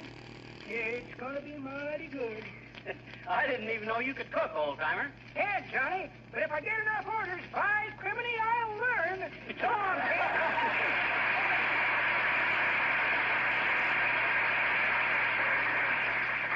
All right, McGee, get busy. You better start it off, Gildy. It's your shovel. Well, we can't rush into this now. Well, now listen, one of you better start, or I'll go back to the house and bring Uncle Dennis over. He'll do it. Oh, no. Get busy, Gildersleeve. Come on, snap in there. All right. That's it. There.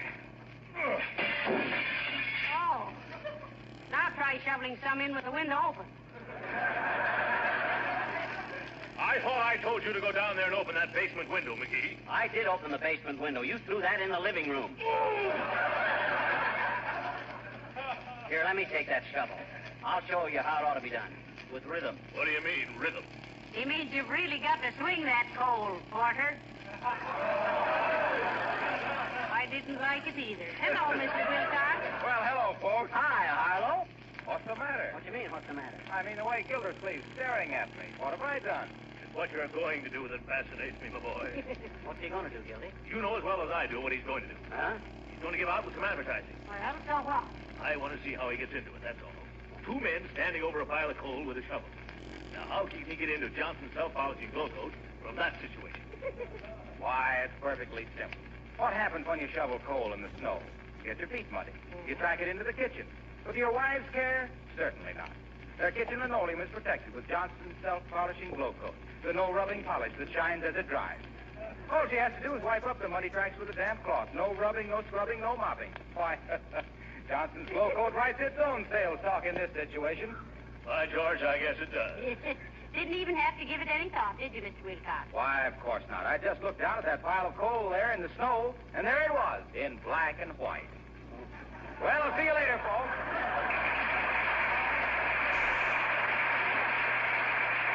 Someday, mark my words, that guy's going to get stumped.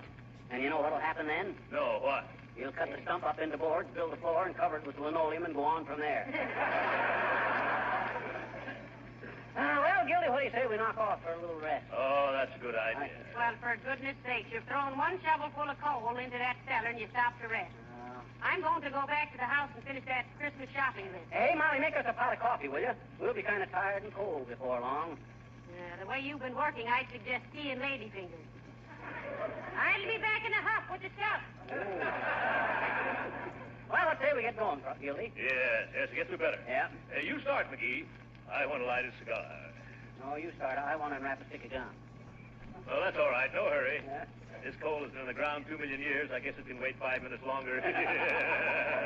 I'll say so. It's the Russian scurry of modern living that's devitalizing the human race. Yeah. I made it. Some gum, Gildy? No, thanks. Have a cigar? No, thanks. There's nothing harder in the world than shoveling coal, is there? Hi, Mr. Gildersleeve. Oh, hello, little girl. Hi, sis. Hi. What you doing? What you? We're shoveling this coal into Mr. Gildersleeve's basement, and we're very busy. So you better run We along. got steam heat at our house, I betcha. Well, so have I, little girl. Well, and what you want the coal for? The coal is what makes the steam, sis. Oh.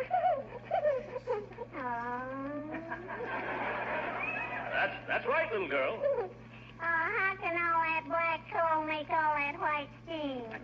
Now, look, sis, we ain't got time to delve into the physical and chemical aspects of the matter, but roughly, the steam is the result of combustion in the form of a vapor. You know what a vapor is? Sure I do, I betcha. We got one on our windshield. Oh, my goodness. Windshield vapor. No, little girl. Let me explain this. Steam is the result of the evaporation of water under extreme heat. Now, you know what makes the whistle blow on a steam engine. Sure, the engineer. Now, wait a minute, sis. The simple fact remains that we got to get this coal shoveled in, see? Like everybody else, Mr. Gildersleeve has got to keep warm this winter, you know. Gee, does everybody in the world use coal, mister? Practically, yes. Well, with few exceptions, such as Ireland. In Ireland, they burn peat. Peat who? Not peat anybody, just peat. Oh, an orphan, huh? No, not an orphan. Peat, little girl, is semi-carbonized vegetable matter. Well, gee... You better let me handle this, Gildersleeve. Now, look, little girl. All righty. I'll try to explain. Gee, that'll be peachy, mister. Go ahead. I will if you'll quit interrupting me. You see, the coal... I won't interrupt you anymore, I betcha. That's fine. Now then, you see... Because interrupting people isn't polite, is it? No, it isn't. Now, for the love of Pete. If you love Pete, why do you burn him? Oh, sure. Take it, Gildy. Okay. Now, look here, little girl. We're very busy, so you run along and play so we can... I can't, I betcha. Not till I give you the message. What message? My daddy went hunting and he brought back a deer. He wants to know if you and Mr. McGee can come over tomorrow night for a vanishing dinner. Oh, you mean a venison dinner, don't you, sis? Do I? Sure. Okay. Now, you tell your father we'll be delighted to come, little girl. Tell him that for me, too, sis. This is the first we ever been invited to your house. Yes, first time for me also. I know it. Papa said he couldn't resist the opportunity, I betcha. What opportunity? This is just a venison dinner, isn't it? Sure, but he said he could hardly wait to see you two passing the buck to each other at close range.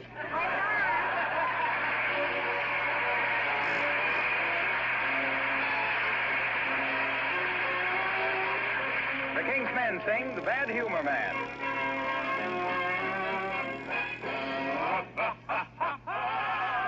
Hey, little kitties, do you hear that noise? Better fly, better fly, better fly.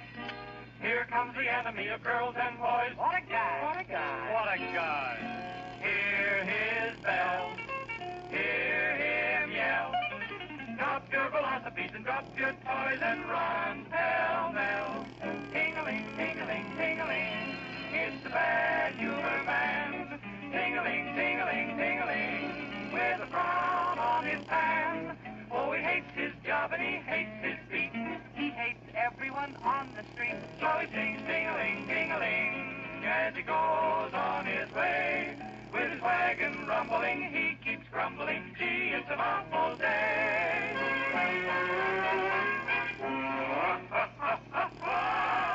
Up every morning at the break of day. What a life, what a life. What a life.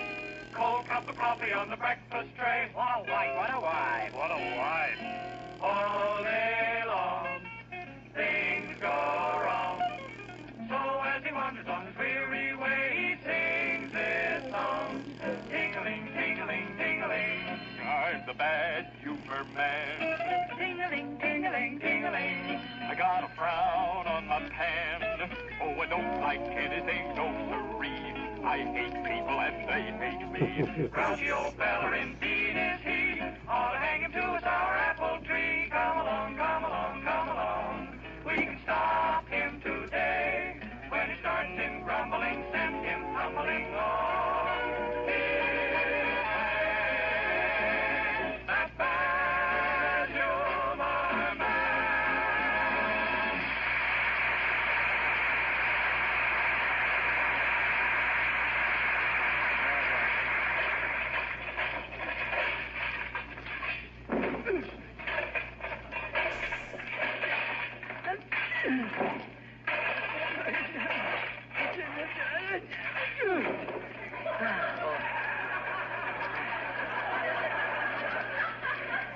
I know you're just as grimy, but are you as groggy as I am, Gildersleeve? I'm pretty tired, McGee, but it's good for us. Gives tone to the muscle. Yeah, at the next tone signal, that's my muscle signing off. If it wasn't for that scalp knife you're giving me, Gildersleeve, oh, here comes Molly with a hot coffee. Welcome, Mrs. McGee, welcome. Well, which one of you boys is Amos? Yes. Now, don't twit us, Molly. We're all wore out. Oh, that's too bad. Yeah. Will Mammy's little cold black rose have a mug of java? Yeah, thanks. You know, this is mighty nice of you, Mrs. McGee. No, not at all, not at all. How many lumps, Mr. Gildersleeve? There's about a half a ton there. Will be... Oh, you mean sugar. Yeah, 2, please, and a few drops of cream. Where's the cream shake, Fisher? And Mrs. McGee and Mr. Gildersleeve. Hello. Good day, Mr. Hello, Papa. Nick. Hi, Nick. Hey, I don't like to be making any derogatory remarks, but why don't you wash your faces? My goodness, I didn't know you could get so dirty on the radio.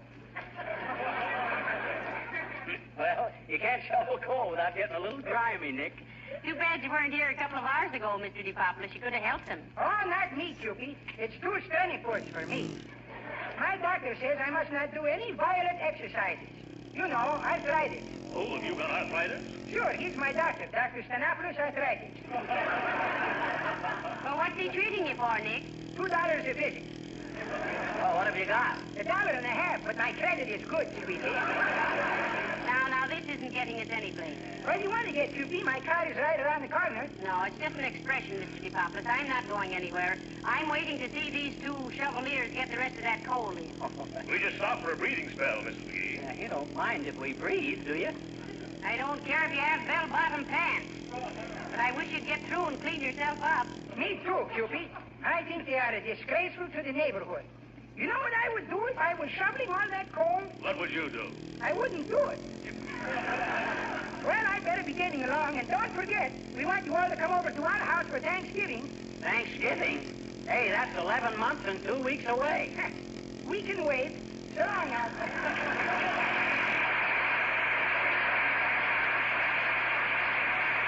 Well, come on, boys. Get busy. You'll catch coal standing around here like this. Okay, Mrs. McGee, I'll take the rest of it.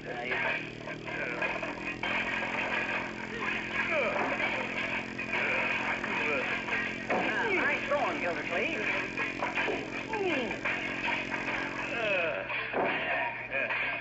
Thanks, chum. And I'll have to admit you've been a great help to me. Oh, it was nothing that any red-blooded, clean-living American boy wouldn't have done, Gildersleeve. Oh, yes, it was, McGee. Huh? My goodness, the way you've toiled and slaved to help me today, with your little biceps quivering and your frail little legs tottering. I ain't got legs like a frail. Don't you get it, Molly? He says something about my frail little legs. Ain't funny, McGee. Oh, well, they're all tired anyway. Now, come on. Put your coat on before you catch your death of cold. My coat? Where did I put my... Hey, you know what I done? Oh, what'd you do, McGee? When I went down to open your cellar window, I laid my coat down on the basement floor. And you know where it is now? It's down in your basement under 5 ton of coal. It's a good thing it's an old coat. I'll give it back to you in the spring, McGee. For goodness sake, McGee, I don't think that's anything to laugh about. Go down there right away and dig it out. Oh, no, sir, not me. I'm all wore out now. Mr. McGee. Huh? Oh, Mr. McGee, I have wonderful news for you. What is it, Mrs. Uppington? You won first prize on our raffle. What? Well, that's wonderful. I won first prize? Yes, On you the- did. Now, give me the ticket, Mr. McGee, and I'll give you the prize right now. The tickets? Yes, the raffle tickets, McGee. Where are they? Why, hey, I left them tickets in my coat pocket, and my coat is down under the... Oh, no. No. I wouldn't shovel 5 ton of coal again for $100. Oh, but Mr. McGee, the prize is $100. What? It is? Give me that shovel, Gildersleeve, and get out of my way. What are you going to do? I'm going to shovel 5 tons of coal again for $100. Come on.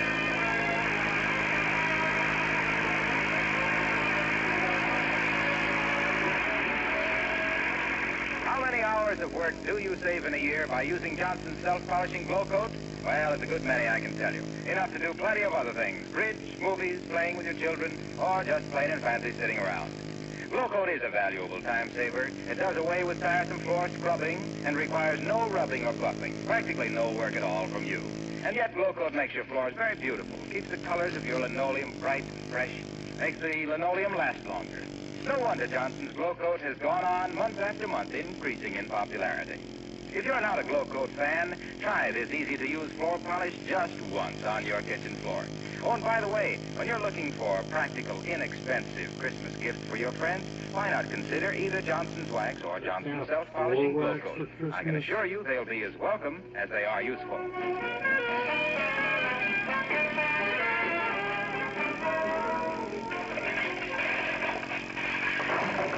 Tons of coal.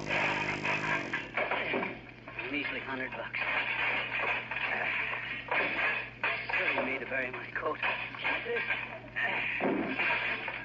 Look at these calluses. Okay, Molly, okay, you've done enough. Hand me the shovel, I'll do the rest. Good night. Good night, all.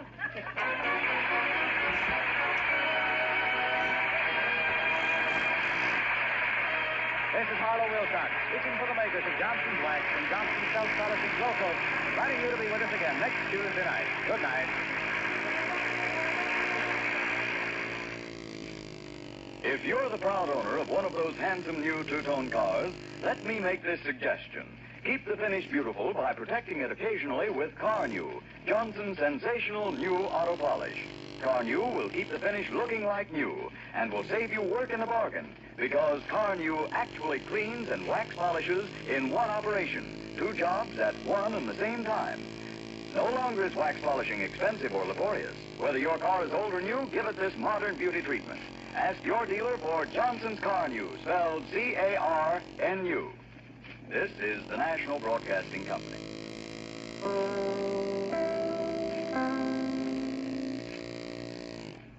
This is Chicago WMAQ. The Johnson Wax Program with Fibber McGee and Molly.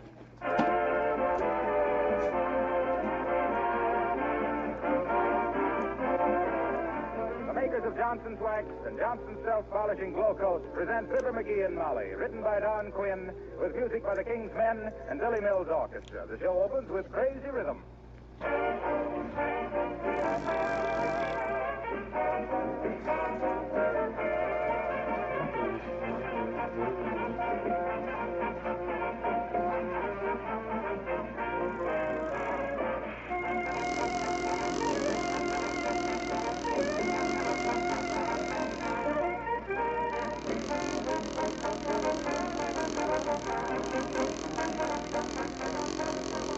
During the coming holiday season, there's probably going to be more activity than usual around your home. There'll be more wear and tear on your floors, especially in the kitchen. If those floors are protected with Johnson's Self-Polishing Glow Coat, you won't have to worry about them at all. If you're not using Glow Coat now, this would be an excellent time to try it. Glow Coat offers many advantages. First, it protects linoleum against wear, scratches, and dirt. Cleaning is easier because spilled things are quickly wiped up with a damp cloth. Second, Glow Coat makes linoleum floors more beautiful, gives them a gleaming polish that keeps the colors fresh and bright. Third, it makes the linoleum last longer. And fourth, it's a wonderful time and labor saver. Johnson's Glow Coat is self-polishing. It needs no rubbing or buffing. You simply apply and let dry. In 20 minutes, your floors shine with new beauty. Be sure Johnson's Glow Coat is on your next shopping list.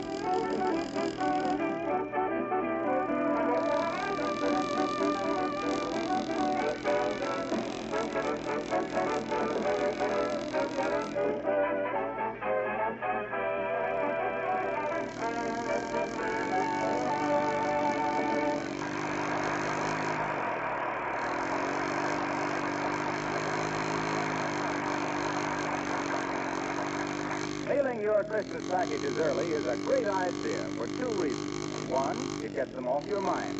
And 2, the recipient has time to look his gift over and change yours for something cheaper. So here at 79 Wistful Vista, about to depart for the post office with arms full of packages, we find Fibber McGee and Molly.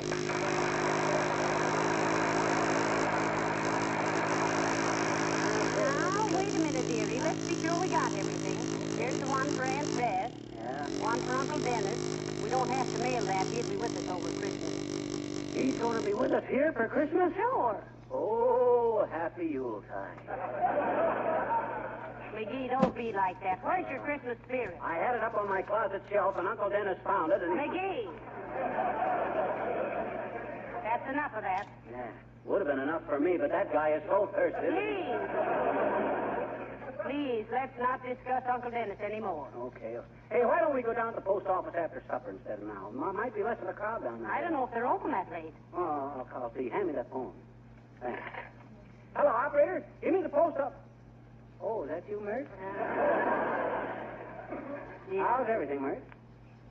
Yes, eh? What's say, Mert? Your 17-year-old sister. Had her face lifted. Oh, heavenly days. What'd she do that for? Couldn't help it. She bought a false face for a New Year's party and somebody swiped it. What say, Mert? Yeah. Yes, it laid there.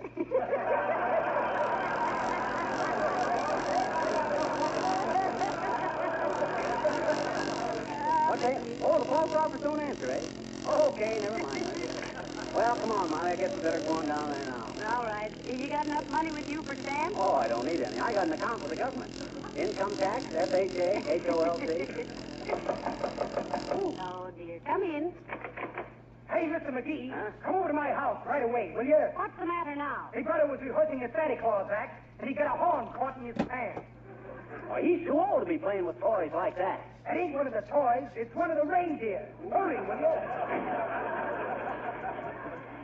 Well, are you going, McGee? No, he ain't the only guy who gets antlers in his pants around Christmas.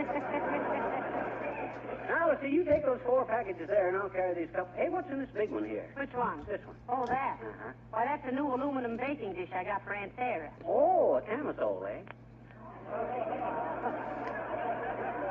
No, you mean casserole, dearie. I do not. Casserole is medicine. Oh, that's castor oil. Well, then what's a camisole? Well, a camisole is a... Well, it's a sort of a... You see? So it is something you cook in. Well, it could be in hot weather. Well, anyway, I bet that's a good thing. No, we'll never get to the post office if people keep coming in like this. See who it is, dearie. Hey, it's Gildersleeve with an armful of Christmas presents and a big smile on his face. Oh, dear. Must be bringing us our presents. Oh, and I haven't got his wrapped up yet. Well, come in, come in, come in. Well, hello, Mr. Gildersleeve. How nice to see you. Hi, Gildy, old man. You're looking well. A new suit? Why, no, this is the same suit I always wear. Well, it certainly looks nice. Have a chair, Mr. Gildersleeve. Have a cigar, too. Yeah, no thanks. I just dropped it. How is dear Mrs. Gildersleeve? Why, she's splendid, thank you. But the reason I came No, over... I was just saying to Molly. Molly, I says, we got to do something nice for Gildersleeve this Christmas. He's been a mighty fine neighbor, I says. And I says, yes, McGee, I says, he's been so nice to us, I says. So I hope he doesn't give us anything. Well, I'm glad you feel that way about it, Mr. McGee, because I'm not giving you anything.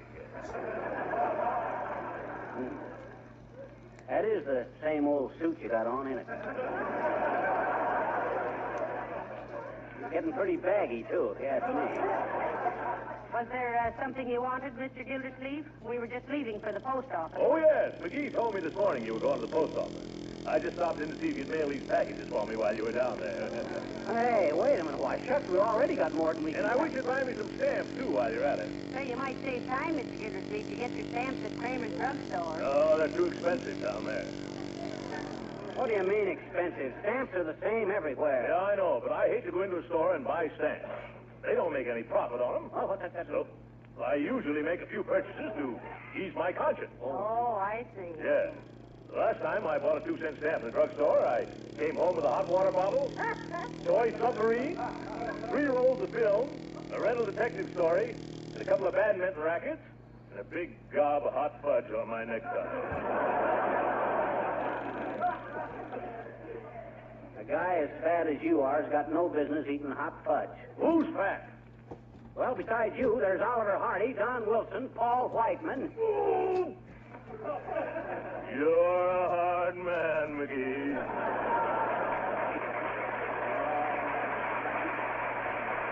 Now, let's not get into any argument, boys. We'll get your stamps for you, Mr. Gildersleeve. What kind do you want? Well, I want 2 sheets of 5s, 4 sheets of 1s, 1 sheet of 2s, and 3 sheets of 4s. Spit out your gum and do it again, Gildersleeve. Well, all right. I want 3 sheets of 2s, 2 of 3s, 4 of 5s, and 5s of 4s. How about 6 of 1s and half a dozen of the others? Gildersleeve, they don't make any 4-cent stamps. Oh, yes, they do. They do not. They do, too. They do not. They do not. No! Boy, stop fussing. Well, if I knew as little about my own government as this big chowderhead. Don't you call me a chowderhead, you little termite. Gildersleeve, one of these days you're going to exonerate me too far. And I still say they don't make any 4-cent stamps. How do you know? Because I used to work in the post office, that's how I know. Is that so? Yes, that's so. I started working in the post office when I was knee-high to a mailbox. He did. I had charge of the branch in the Savoy Hotel. Stamping at the Savoy McGee, I was known as. Stamping at the Savoy McGee. Slick as silk and strong as Samson at slamming a sack of circular single-handed on a schooner sailing to the South Seas or a streamliner scheduled to scoop to Sioux City. Celebrated as a salary-saving super salesman by selling scores of 6-cent stamps to sentimental sailors, sending souvenirs to sweeties in Samoa, Siam, Ceylon, San Salvador, and similar scattered seaports. Smiling and singing as I stamped and sealed stuff from city to city and state to state. A solid civil servant serving citizens and scamps. Well, let's get down to the post office and buy this blood-some stamp.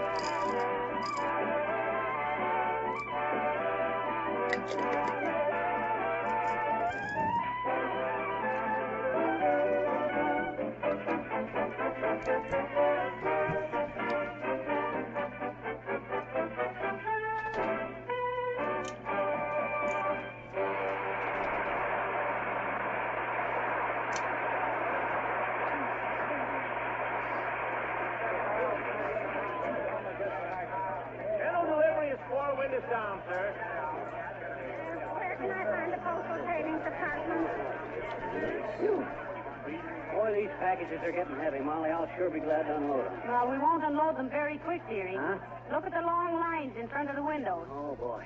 Hey, folks, you mind if we squeeze in here? We got an important engagement we'd like to get... Here you are, anyway. Wait in line like the rest of us.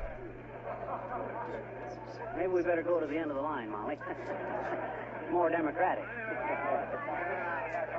McGee, do you realize how many people are ahead of us in this line? Huh? 73. And a good thing, too. Keeps them off the streets. McGee. Huh? This man standing in front of me. Huh? I wish he'd turn around and face the way everybody else is. He's got a blank look on his face that bothers me somehow. I'll move aside a little. I can't see over these packages. See him there? Oh, that ain't his face.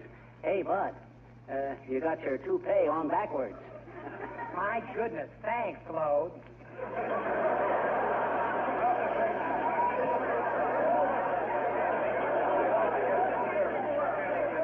Oh, look, McGee, here comes Mrs. Uppington. Mrs. Uppington? What's she doing in a post office? Don't she know these places are infested with common people? I see she brought her Pekingese along to lick the stamps for her. Oh, how do you do, Mrs. Uppington? So nice to see you. Oh, how do you do, Mrs. McGee? And Mr. McGee? Hi, Uppy. Hi, puppy. Good heavens, what a lot of people. Do you have to stand in line like that? Do you know anyone in an executive position who would take care of you? Well, me and Jim Farley was great pals, Uppy, but Jim don't work here anymore, and I don't know the new guy. Besides, we're no better than anyone else. I think, my dear, as the saying goes, you have something there. Mailing your Christmas packages. Oh, no. No, we just strung them down here to see if they were wrapped up as tricky as other people. Say, while we're kicking the basket around, Abigail, what's the idea of bringing that dime-sized Doberman in here? Oh, you mean Fifi? Fifi. Isn't she sweet? Love us, little darling. Oh, sure. Say hello to Mr. and Mrs. McGee, Fifi. Wonderful, ain't it, Molly? I always wondered how you said hello in Pekingese. Hasn't she a sweet little face? Such bright eyes and such animation. You know, sometimes I could almost believe she was laughing at me. Well, if she's really intelligent, how could she help it? She is very intelligent, Mrs. McGee. Her mother was champion Toradora, Conquistadora Brownie, the fifth of Philadelphia. Oh. And who was her father? Or am I putting Fifi on the spot? I knew she was either from Philadelphia or New York, Uppy. She's got that metropolitan look. Don't thank him for that one. I still don't know why you should bring her into the post office, Mrs. Uppington, when everything is so busy. Oh, well, I wanted her to mix with the crowd, Mrs. McGee, to give her some real holiday atmosphere. This is Fifi's first Christmas, you know. Isn't it, Fifi? She muffed that one, Uppy. She said hello again. Well, if she did, she must have had a very good reason for it. Oh. Fifi is a very intelligent dog and very valuable, too. She's worth at least $2,000. $2,000? What do you mean, $2,000? Why, shucks, that's more than I'm worth. Well, some dogs are worth more than others.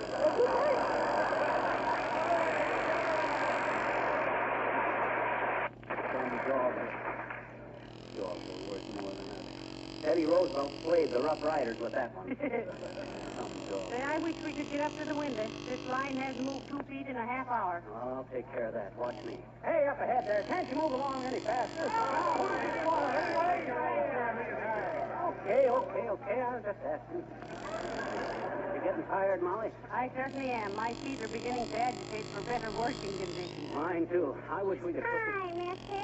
Oh, hello there, little girl. What you doing here? I'm mailing a letter to Santa Claus over at you. Are you? No, we're not. Why? Huh? What'd you say? When?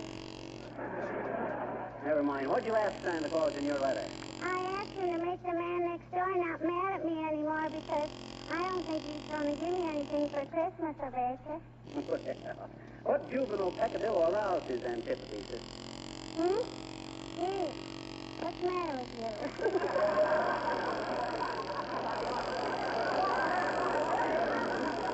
Pardon me, mister. I Pardon. said, what'd you do that made the man next door mad at you? Last summer, I went in his backyard and I picked some of his permission.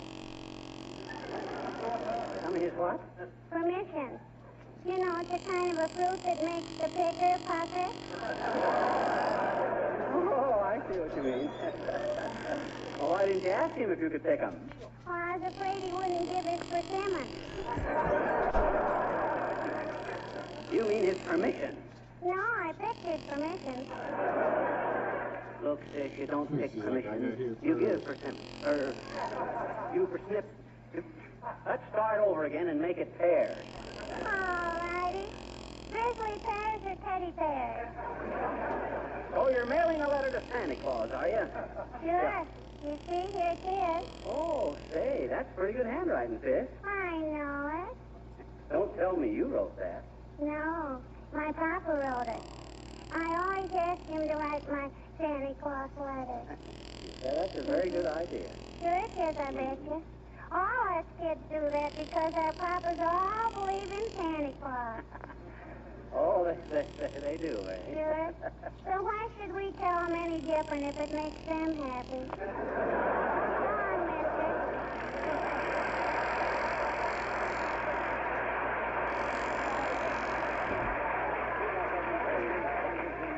Hey, Molly, what makes this whole line of people give that sudden jerk every few minutes? Why, don't you know? No. That seventh man up ahead has got the hiccups. All I gotta say... Hi there, Fibber. Hello, Molly. Hello, Mr. Wilcox. Doc? Hi, Harlow. Hey, take my place in this line a while, will you? I want to go sit down someplace for a while. Me too. Gee, I'm sorry, folks. I'd like to, but I haven't got time. I just dashed in here to mail some special orders to Racine, Wisconsin. What do you mean by special order? Says he with a sly twinkle in his eye. Well, you know how important it is to have a home clean and shining with Johnson's Wax when all the family is home for the holidays. Yes, we do. And how gleaming hospitality of Johnson Wax floors and furniture lends an air of cheerfulness to Yuletide gatherings. Yeah, naturally understand all And that. how Johnson's Wax will beautify and protect against the wear and tear of Christmas and New Year's celebrations. Dad, what's so special about that? Oh, just to get the orders in on time. Oh, I see. So you can do your Christmas shipping early. Don't you get it, Molly? Ah, it ain't funny, McGee.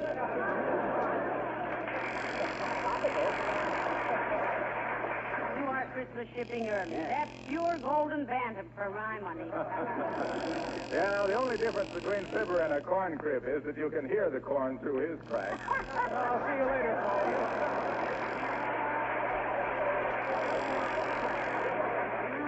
Oh, boy. Say, who'd have thought we'd have to stand in line this long 2 weeks before Christmas? Blankets, cushions, folding chairs. Might as well be comfortable while you wait, folks. Blankets, folding chairs, cushions. Get you. Oh, hello there, kid. Hello, Mr. Oldtimer. Since when have you been working in the post office, old-timer? No, I'm kind of a pensioner around here, kids. They give me the job in memory of my sister, Nellie. Oh. Oh, dear. What happened to your sister, Nellie? Well, we never knew, daughter. She was a Pony Express rider in 1848. One day she disappeared, mail bag and all. I always figured she must have got caught in a landslide. Reckless critter Nellie was. But me and Ma, we never give up hope. We always thought that someday Nellie would hop. What's the matter?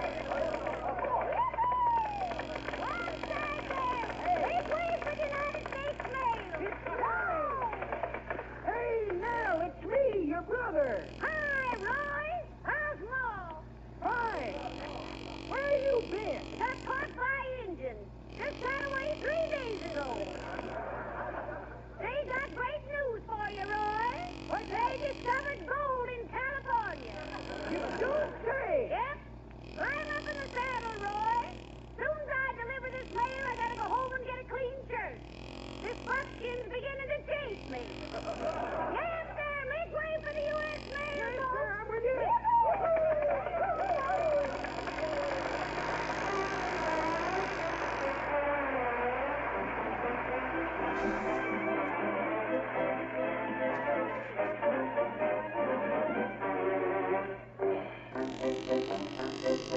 The King's Men sing Hilda. Hello, Hilda, who plays in the band. She plays the bass drum and tells you she's grand. My heart goes click, click, click, it jumps so high, it beats so quick. Then she gets up in a big hot lick. Ooh, ooh, ba-doo. Every feller wants to tell her, will you see my wife? She keeps beating and repeating, never in your life. Hey, boy, to build a little love nest for two. Listen, I'm pretty boom, boom, boom, boom, boom, boom, boom, boom, boom. Oh, may Hilda, may goodness they love you.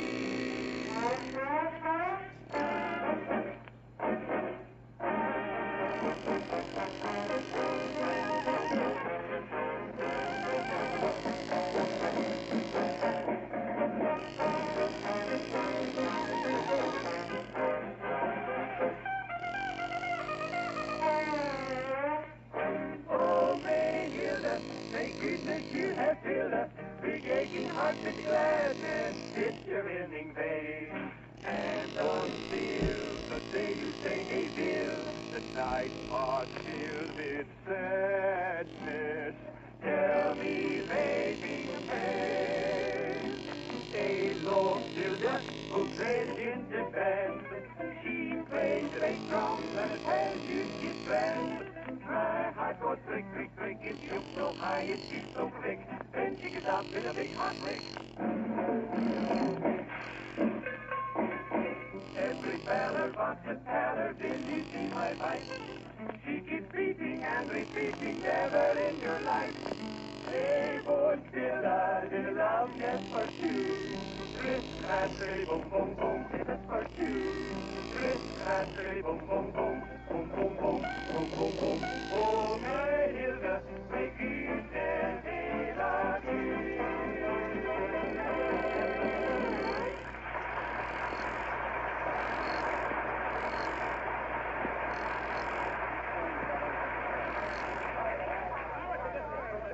McGee, dearie, let me take those packages a while. Your arms must be numb. It ain't so much my arms. It's my foot. My foot is... Uh-oh. Hey, Bud. You in front of me there. Si, senor. Look, I don't like to be rude, and you'll please forgive me for introducing myself. I'm Fibber McGee. Very happy to meet you, senor. Permit me to introduce me. I am Pedro Gonzalez Gomez Vargas Pereira de Perea. Hi, Pete.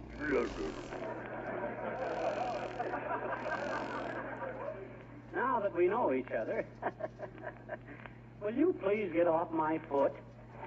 Si, senor. Thank you very much. Es por nada, senor. It is pleasure to do business with you. Anytime I can get off your foot, please let me know. Yeah? Don't think I won't, Bud. You sound like two gentlemen of the old school with apples for the teacher. Oh, well. Oh, dear. I'm so tired. Me too. For 2 cents, I'd dump these... Ah, there. Good day, my dear, and a dull December to you, Crabmeat. Hi, Boomer. What are you doing in the post office, Mr. Boomer? Always come in here to write my letters. All soft and smell nice. Wonderful feeling to be able to walk away from a federal pen without hearing bloodhounds in the distance.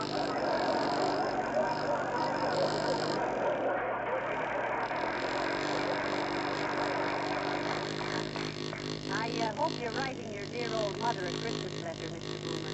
Exactly what I am doing, my dear. Have to be careful what I say, too. The Warden reads every word of a letter. Let me see now. What did I do with Mother's letter? I'd like to read it to you. Ah, never mind, Boomer. We're too tired. Now, let me see. Where did I put Mother's letter? Had it right here a moment ago. Here's the short end of an exploded cigar. Just the butt of an old joke, you might say. Invitation to a New England boiled dinner. Ought to be interesting. Never been boiled at a New England dinner. Well, never mind looking, Mr. Boomer. We're in no mood. Ah, what's this? Pair of cellophane gloves. Very handy to let your left hand know what your right hand is doing. Couple of diamond shoulder clips I picked up as I shouldered my way out of a clip joint. And a check. Well, imagine that, a check. Made out to a man named Mortispan. Mortispan was M-O-R-T-I. Excuse me while I go practice the signature. Good day, my dear. Good day to you.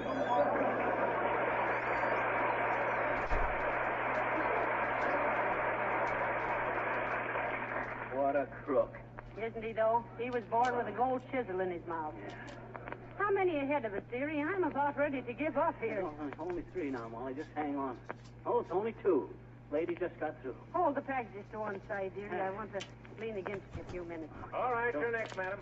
Hey, come on. We're next at the window, Molly. Ah, thank goodness this will soon be over. That's what I say. I'm completely exhausted. All right, sir, you're next. Ah, Bud, you're a sight for sore eyes. Here. Oh, dear. Now, weigh them packages and tell me how much postage. Sorry, sir, can't do that here. Huh? Why not? We've been standing in line here for 3 hours. But this is the money order window. You'll have to get in that long line over there.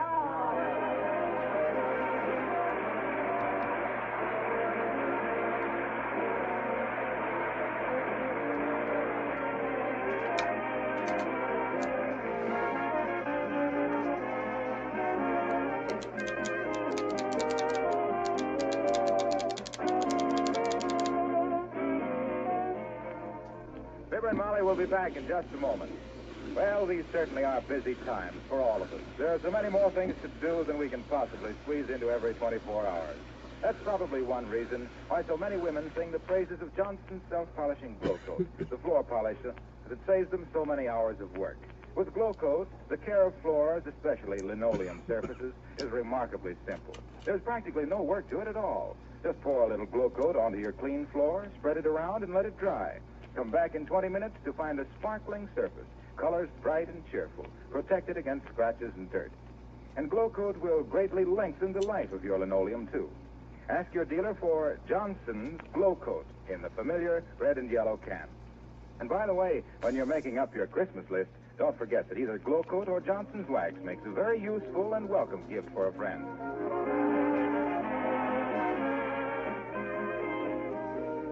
Ladies and gentlemen, the prevention and control of tuberculosis is a year-round fight. But only at Christmas time are you asked for financial support and encouragement. That's right. So be sure your letters and packages are decorated with Christmas seals. Thank you, and good night. Good night, all. Tuberculosis themed Christmas packaging. This is Harlow Wilcox, speaking for the makers of Johnson's Wax and Johnson's Self-Polishing Glow Coat, inviting you to be with us again next Tuesday night. Good night.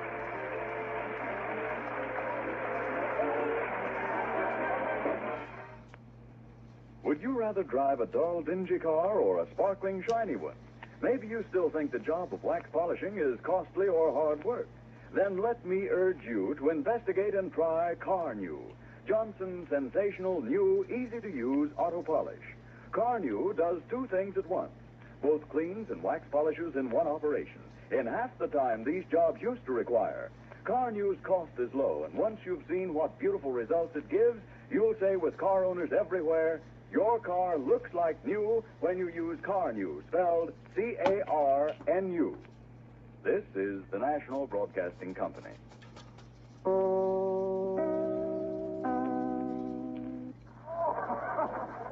The Johnson Wax Program with Fibber McGee and Molly.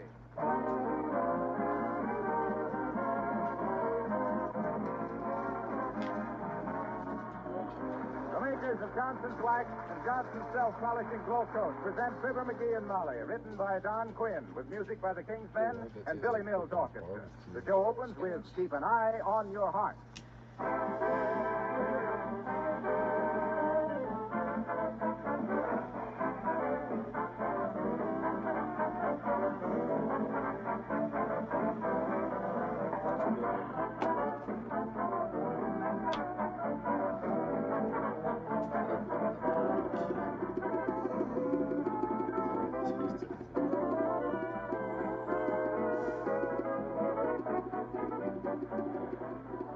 Tomorrow, your kitchen floor is going to have one of its hardest days.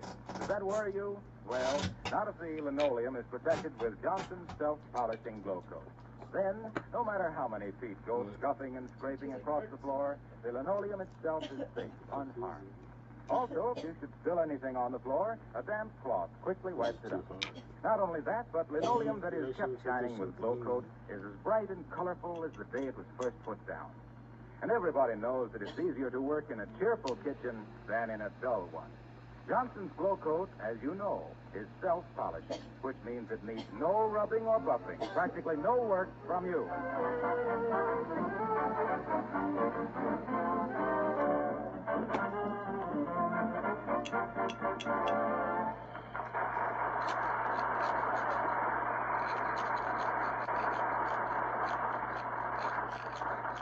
Well, it's a wonderful feeling to have your Christmas shopping all done and wrapped and sent out, and cards all mailed, so you can sit down and relax by an open fire.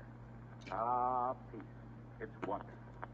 And here at 79 Wistful Vista, settling down to wallow in that wonderful feeling, we find Fibber McGee and Molly.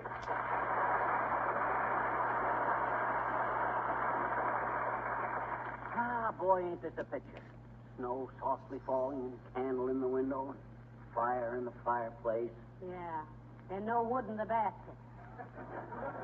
You better go out and get a couple of more logs, dearie. No, let it go. We'll be going to bed pretty quick. You don't let the fire go out. Sure. Who am I to give Santa Claus the hot foot? Besides, the wood is outside and it'll be all wet from the snow. Oh, it'll burn all right. Yeah, but it'll sputter and throw sparks out on the floor. Might catch the rug on fire. Then it might spread to the curtains and the furniture. Oh, why, shucks, the whole house might go up in a blaze. Might even touch off the house next door. Oh, my God. McGee, what are you doing? Go throw the piano out the window. We can save that. You run up and get your jewelry. I'm calling the fire Oh, department. dear. Heavenly days. Stop us. There isn't any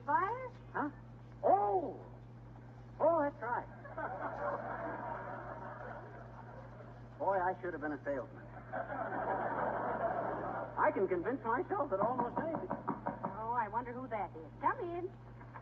Delivery for you, lady. Bonton Department Store. Okay, Joe, bring it in. Oh, my. Hey, look at that, will you, Molly? Wonder who sent us that. Search me. The name's on the inside, no doubt. Well, thank you, boys, and a Merry Christmas to you. Thanks, lady. Same to you and many others.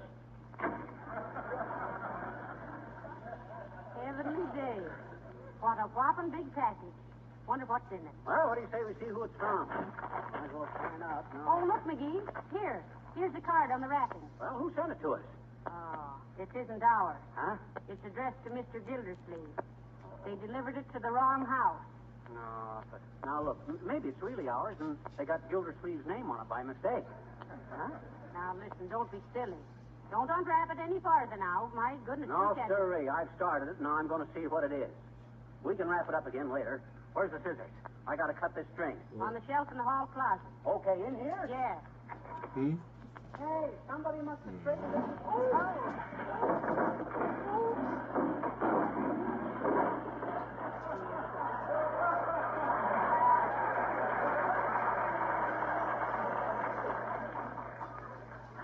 Gotta straighten up that closet one of these days. Well, never mind that now.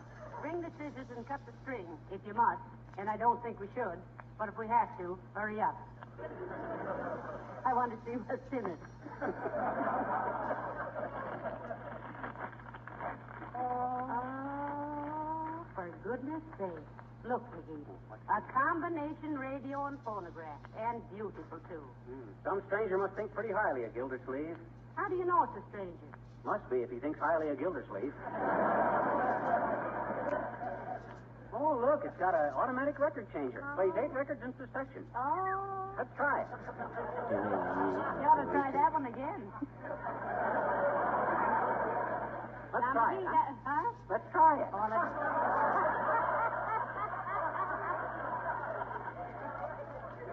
No, dearie, that wouldn't be right. It isn't ours. Besides, we haven't got any records. Well, we got that broken one we just did. There's records inside the cabinet. Look. Well, all right. I don't think Mr. Gildersleeve would mind, even if he knew, and he won't. You know how to run the thing? Looks pretty complicated. Why, it's a cinch. All you got to do is put 8 records on this gadget here. Yes. Like that. Turn the volume on. Comes off. Set it for phonograph. Put the lever down. Insert a needle. Hey, plug the cord in the wall socket, Molly. Okay. All set, McGee. Here she goes. Now we can sit down and relax. Now for a half hour of uninterrupted music. That's what... Hey. Oh, McGee, shut it off, quick. Something's wrong. Couldn't be. I know how to start this. Oh. Oh, dear. Hey. Oh. Duck, McGee, duck. It's throwing the records at us. Hey, reach in and shut it off. I don't know how. Shut it off yourself. It ain't mad at you. It's mad at me. Oh, dear. Hey. Oh, my gosh. Listen, I'll sneak along the floor and pull the plug out. Okay. Don't let it see us.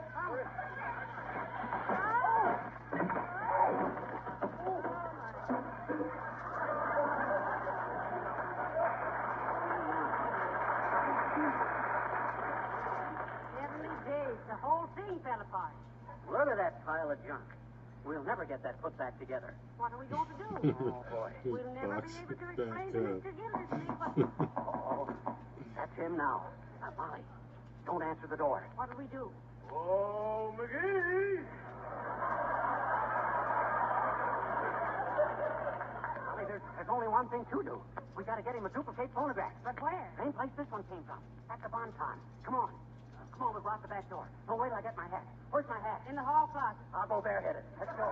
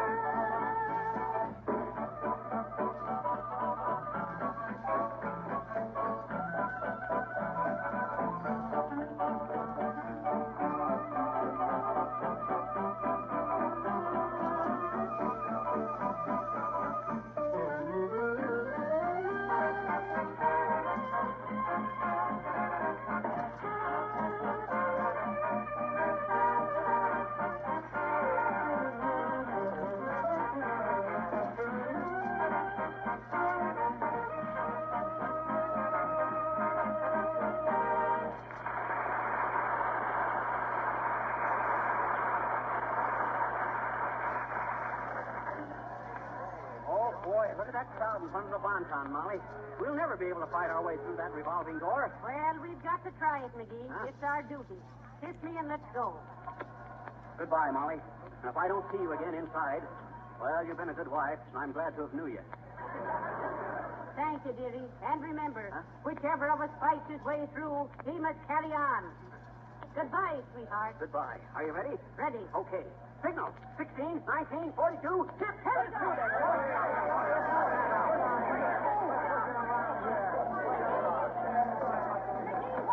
Over here, Molly. Oh, thank goodness you made it. Well, now that we're in, where do we go? Search me. Maybe we better ask for a floor walker. Hey, a floor walker? Yes, sir. Will you please tell us where we can buy a phonograph? Why, certainly, madam. You'll find the phonograph. I think they're located in that department. What kind of a phonograph?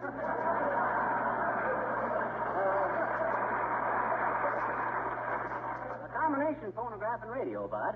Oh, I think I know exactly. Let's see, 3 aisles over in the home for. Gosh, I hope you'll excuse me, folks. I seem to have the hiccup.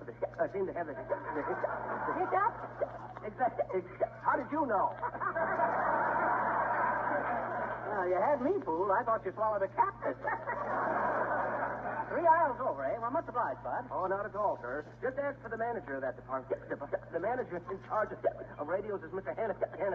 Mr. George P. Hannes. George P. Hannes. Ask for George.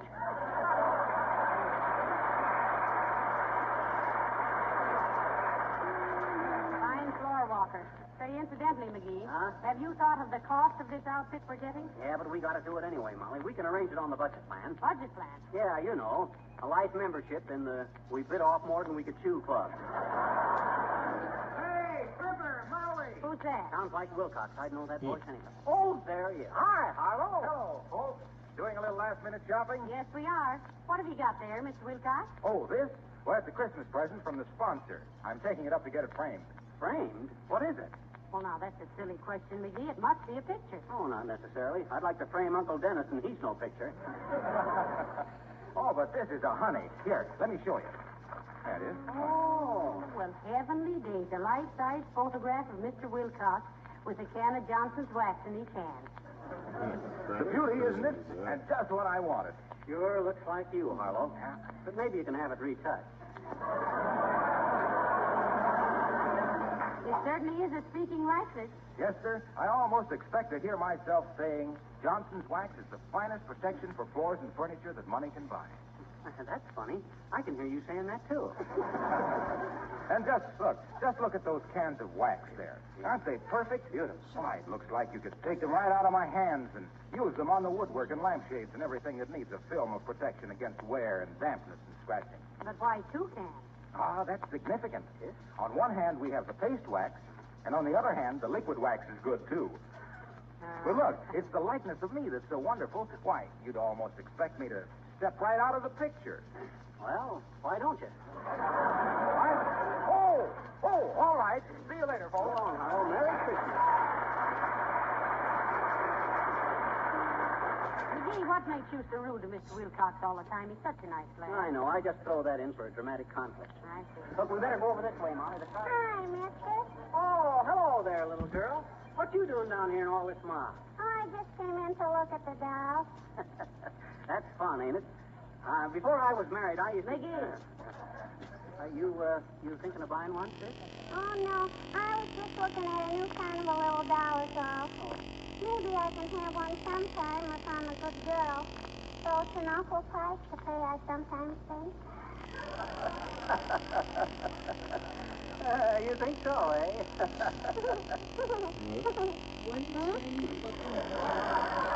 Well, we got to be on our way, sis. It's nice to see you, and a Merry Christmas to you. And the same to you, Mr. McGee, and you too, Mrs. McGee. Gee, it's been nice seeing you. You're such nice people. We are? Here you are, Betcha. You're always so nice to little girls like me. Oh, well, shucks, sis. You know, when I was looking at that new kind of a little dolly, I said to myself, Sis, I said, I bet you if Mr. McGee was here and saw that this doll was $2.95 and I only had $2, I bet you he'd buy it for me. Just like Gee, I wish I could snap my fingers. What's so special about this particular doll, sis? Oh, gee, it holds things in its hand. Like, it's got electric magnetism. Chisholm. This too. Huh? Hmm? I'll let it go. I'll have to, I guess. I only got $2. But gee, I shouldn't be telling you my troubles, mister. You're so big and important. You probably got your own troubles, I bet you.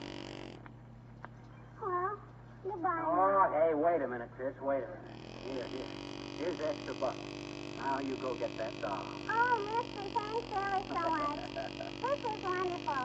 It's just these little things that restore a woman's faith in human nature. Well, I never expected you to do a thing like this. You didn't, eh? No, I didn't have you pegged for more than 2 bits.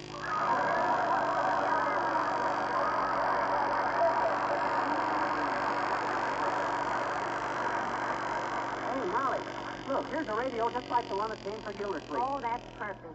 Now, if we can only find a salesman. Have you been waited on, folks? We'll take this radio phonograph, Bud. Can we get it sent out special tonight, right away? It's an emergency. Have you an account with this store, sir? No, but we'll take this machine on your budget class. Very well. Now, if you'll sit down here and answer a few questions. Name? Fibber McGee, 79 with solicitor. Have you any other accounts in the city? No, we haven't. We always pay cash. Oh, that's bad. You can't expect to have good credit if you always pay cash. Where do you do your banking? Where do we do our banking? Yes. The Corn Exchange and skip the wisecrack. I see. Well, I'm sure it'll be all right. Now, the price of the machine you're purchasing is $450. No! 450 bucks. Now, wait a minute. Wait a minute there, Jeannie with the light brown bald spot. We can't... That, however, includes 2 packages of needles for the phonograph. Oh, well, that's different, yeah. Sounded a little steep there for a minute. How about this bud plan budget? This budget plan. Oh, that. Well, we prorate the $450, plus sales tax, of course, over a period of, say, 18 months. Let me see. With carrying charges, 12% to financing, and another 14% to demurrage, 5% to cabbage. Cabbage? Yes, when we repossess it, we always take the cash. Let me see. 531, decimal point, 23. Decimal point? You mean decimal point, don't you, Scrooge? You'll find it dismal in this case. Here we are. All worked out. You bring in $29.52 on the 15th of every month. Okay, Bud, okay. Now, look, we got to get this machine out right away. There's a fellow waiting for us. I'll take care of that, folks. Don't worry. There's a truck leaving for your neighborhood in just a few minutes. Hey, Charlie, Herman, load this radio on the truck and get it right out. Much obliged, Bud. I Hey, don't know. now, wait a minute. Huh? I just thought of something. Yes, Mrs. McGee? You said we have to make this payment on the 15th of every month. Now, what if the 15th should come on a Sunday? Oh, I never thought of that. Let's make it the 14th of every month. That's better. Come on, Molly. All right.